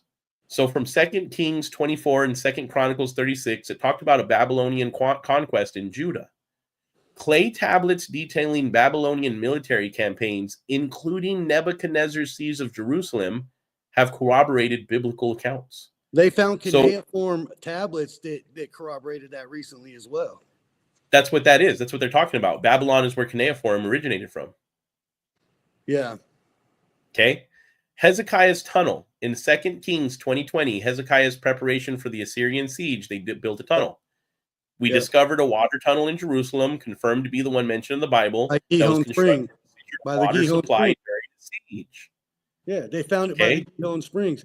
And that was Hezekiah's tunnels, how David, or was it Solomon? Solomon, right? Went through Hezekiah's tunnel to conquer the Canaanites at what is now Jerusalem, through Hezekiah's tunnel at the Gihon Spring, right? On a side note, Solomon mastered witchcraft.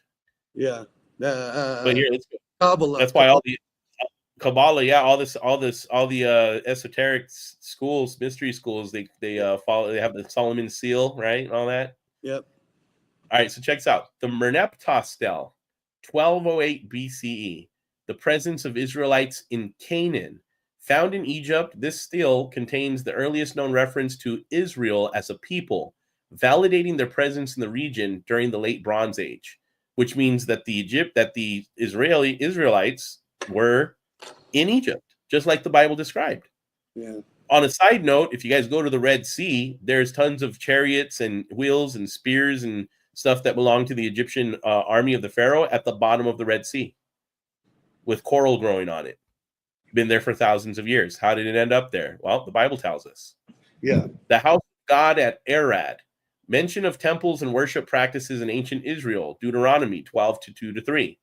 A small temple was unearthed in Arad, reflecting practices described in the Bible and demonstrating the coexistence of Yahweh worship with other religious practices. I don't know if you guys know this, but Yahweh, who the Israelites worshipped, it's God, was also worshipped by other people outside of the Israelites for some period of time. He was actually worshipped by Canaanites for a while as well. But the problem was they also worshipped other gods. So Yahweh, the true God, told the Israelites to worship only him, that he was a jealous God. He said, my name is jealous, and I don't want you worshiping other gods. These other gods are rocks. They're stone. They don't speak. They won't be there for you. They're deaf. They're dumb. They're dead. Their temples are empty. We don't have a whole lot of time to get into it this time, but the only reference to God's name was when Moses was on the mountain and he said, "What is your name?" And he said, "I am." And I've never seen or heard Yahweh outside of, or in. There's a lot of references to God's name. He even says, "My name is jealous." I know, but he doesn't. So the Yahweh thing was taken out of, taken in. I think the Yahweh word was man-made. That's my opinion, but let's keep going. We're running short here, Angel. Let's go. That's something that is also heavily discussed in esoteric circles. I know what you're talking about because I've studied esotericism, and they believe that Yahweh was the pagan god, and the Israelites stole the name. I have to, so Yep. So I know where that comes from. But I'm telling you, in the Bible, Yahweh was worshipped by the Israelites. That's God, who God is. They wouldn't say his name, and other people did worship him, and they also worshipped other gods at the same time. And he said, "I don't like that because they're dead and I'm alive." Yeah. Amen. The Hittite civilization. The Hittites are mentioned. This is an awesome one because the Hittites are mentioned a lot in the Old Testament. Yeah. And archaeologists believed that the Hittite civilization just didn't exist because there's no evidence of the Hittites ever existed. They recently found a place labeled by their own script as Hittusha, Hittite. Correct. Yep. So archaeologists initially doubting their existence, but discoveries of Hittite cities and records in Anatolia confirmed their historical presence. Yep. The Moabite stone, 2 Kings 3, Moab's rebellion against Israel. This inscription found in Devan, modern Jordan, describes King Mesh's victories, corroborating and expanding on the biblical narrative. Again, confirmed. The Bible is a historical book. Matthew 26:3. This is one of my favorites. Matthew 26:3 talks about Caiaphas. If you guys ever saw that show, The Chosen, Caiaphas was the high priest. That's the house that they judged Jesus in or whatever. They had his initial trial before turning him over to the Romans. So Caiaphas was the high priest of the Jewish temple in Jerusalem, involved in Jesus's trial. Now, a burial box, or what's called a what's it called? It'll come to me. A burial box inscribed with the name Caiaphas was found in Jerusalem and likely belonged to the high priest mentioned in the Gospels. Here's a kicker. Here's the kicker to this. I know something about this story that's not widely publicized. Do you know what they found buried in that tomb, his family tomb, next to his box? With the Jesus family tomb? No, Caiaphas's tomb. I've heard of I know the Caiaphas tomb is somehow tied to Caiaphas was the high priest involved in Jesus's trial. He led the trial against Jesus. Yeah, his burial box. Now, that was in the gospel. People believe the gospel is a fairy tale, right? But a burial box inscribed with the name Caiaphas was found in Jerusalem. Ossuary. An ossuary. There you go. Yeah, ossuary. Correct. The bone box is an ossuary. Yeah. Now, Caiaphas's bone box was found in Jerusalem. Do you know what was found buried with him? No. 2 Roman nails. Oh, the one with the ankle. Yes. Yeah, I've seen that. That 2 was Roman the proof nails. of the same one that they found, right? So they found an artifact of a Roman nail inside of a heel of a human being that proved the story of Roman crucifixions and how they went down. And how they did it. Absolutely, yeah. Yeah. So in a lot of depictions, they see Jesus's feet pinned together with a nail going through the center of them. That's not how it was done. That's not how it was. They were nailed to the side of each side of the cross using a nail through the ankle, and we found an ankle bone artifact with a Roman nail inside of it. That same style of Roman nail, 2 of them were buried with Caiaphas. That's crazy. Josephus explained it where they'd put their foot on a platform. Their feet would be on a platform, and they would nail it through right above their heel on their ankle on the joint. Yes. And then the only way they can move up and down was press on that platform their feet were on, and it caused so they could breathe. But that was the only way that they would people who could do it was a lot longer than the people who weren't. You know, I mean, if they could push themselves up in an upright, I don't know. Anyways, keep going. Yeah, so it caused excruciating pain, and if they couldn't continue to do it, they would just suffocate eventually from being tired. Yeah, so that's why in the Bible it says they came and broke the legs of the people on the cross, but they didn't break Jesus's legs. They stabbed him with a spear. That was also a completion of a prophecy from the Old Testament.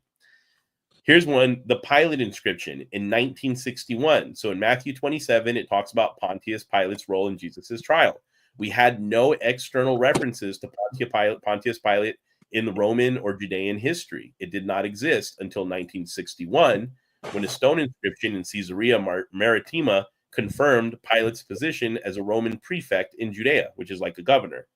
Yeah. So Pontius Pilate was the 5th governor of Judea in the Roman Empire around 27 to like 38 AD, which would have been around the time of Jesus's trial and execution. Yeah. It goes on and on and on and on, bro. Here, I'm going to show you. We're at 12 now. 13, Lectius released the Assyrian king, the ruins of Hazor. 14, the Cyrus cylinder. 15, the walls of Nehemiah. 16, the Herodium. 17, the Ebla tablets. 18. Now, if I say, can you give me 25 more? So type that link into the comments so people could look this up. Can you give me 25 additional historical? Oh, that was just GPT, right? Yup, findings.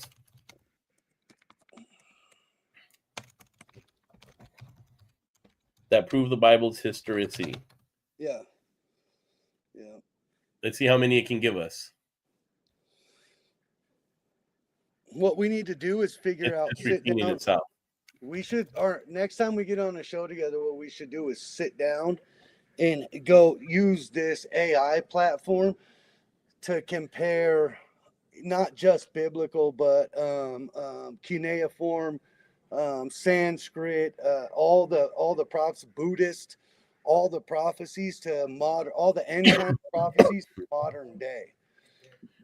Look, bro, here's 25. Look, just so you know, there's 25 new ones. Mm-hmm. Here's 25 more discoveries. That's fucking crazy, dude.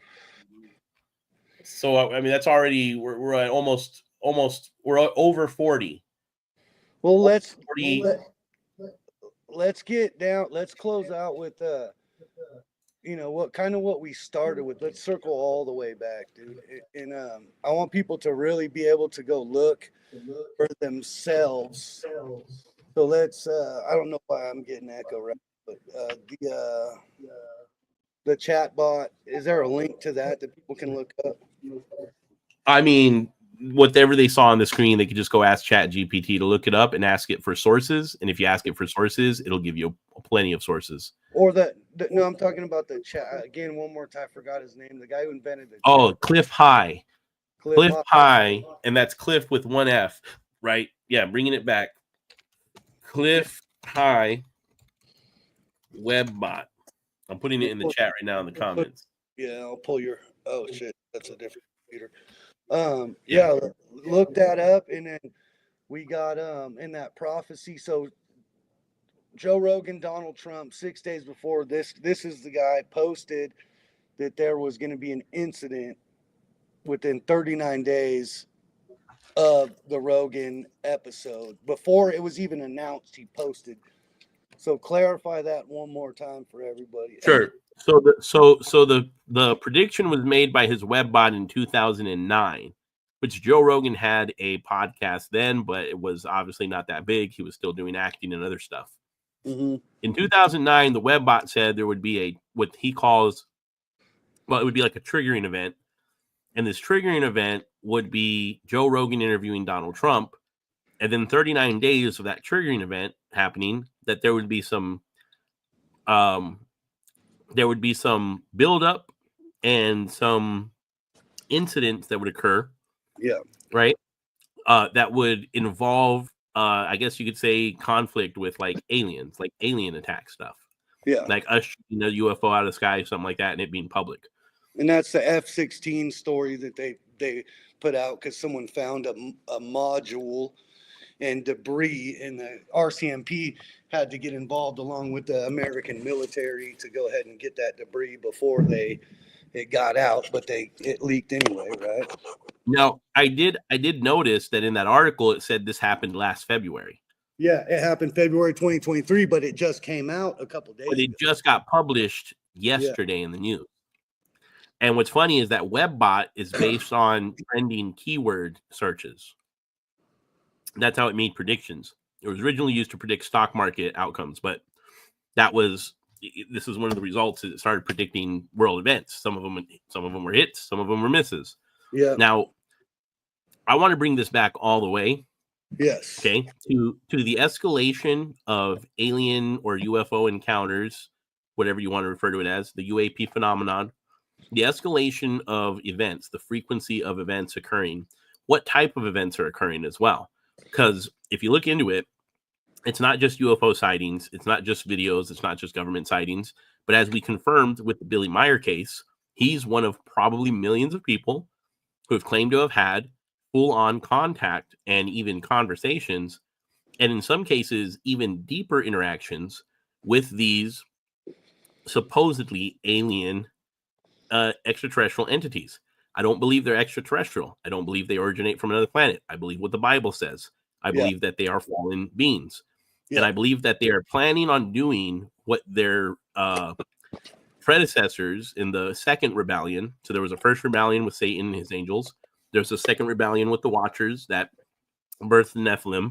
And now we're watching a third rebellion occur where they're down here trying to mislead humans again into believing this alien nonsense so that we are completely blindsided and that many people are going to be lost. They're not going to accept what we proved. The Bible prophesied 300 times over that man in his appointed sorrow, right?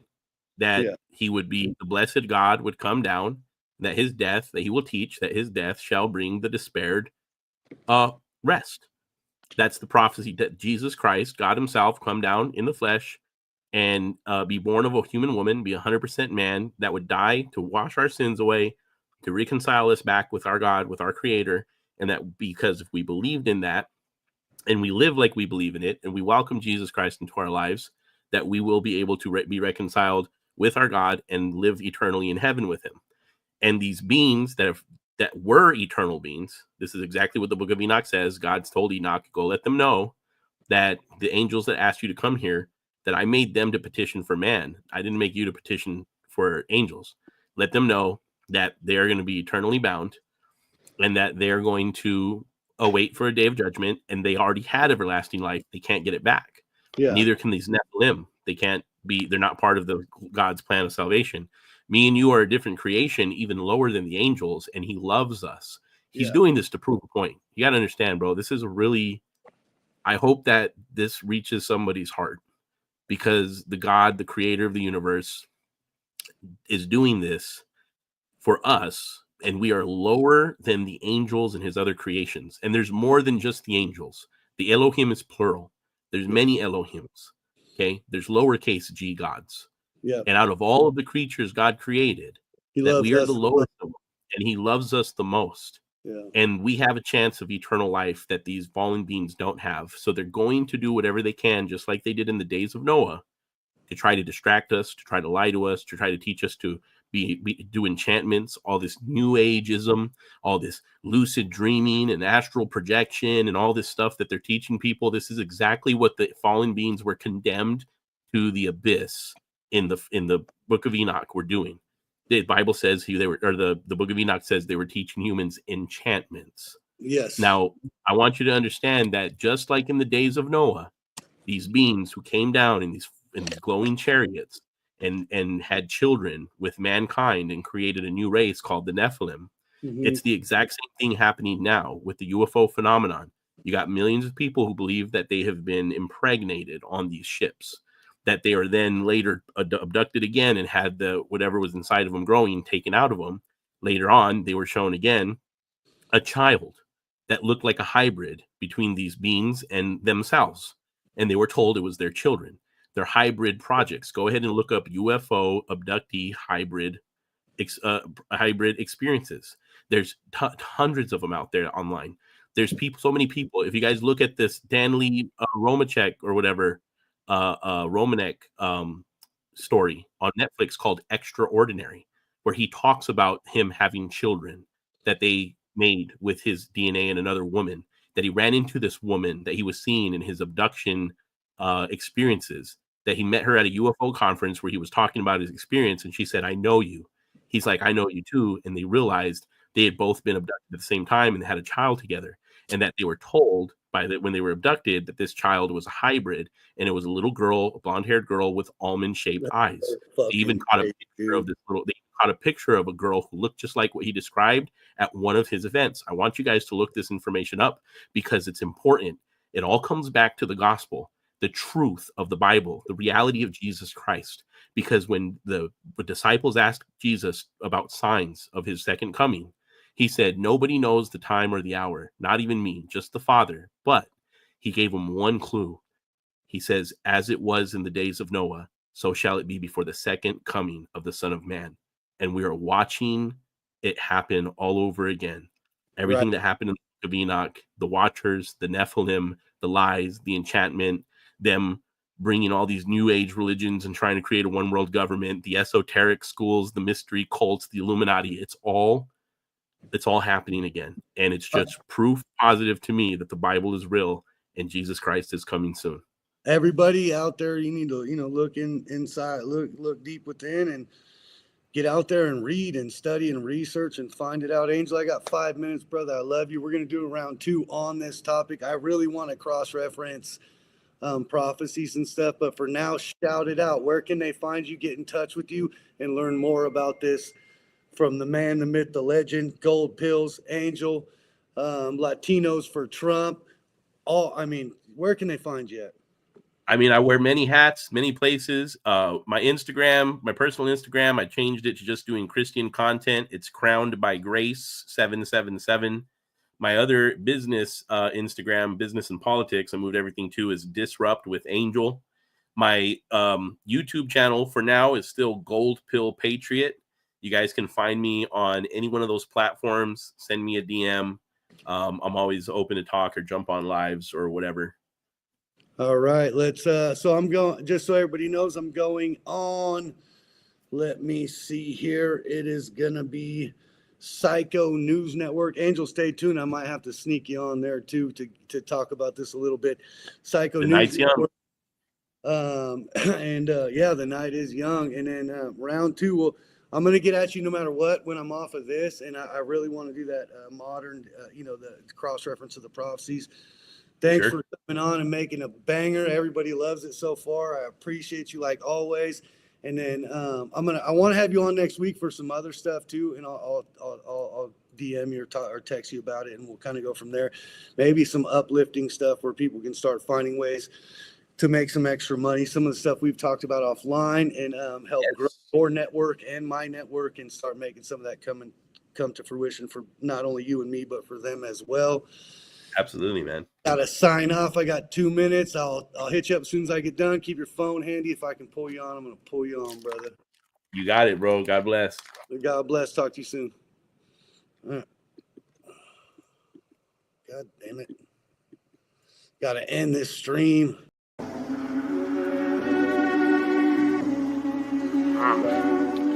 Take 3. Hey, what's up, G? Zach G mixed it. Hey, it's the art of revolution.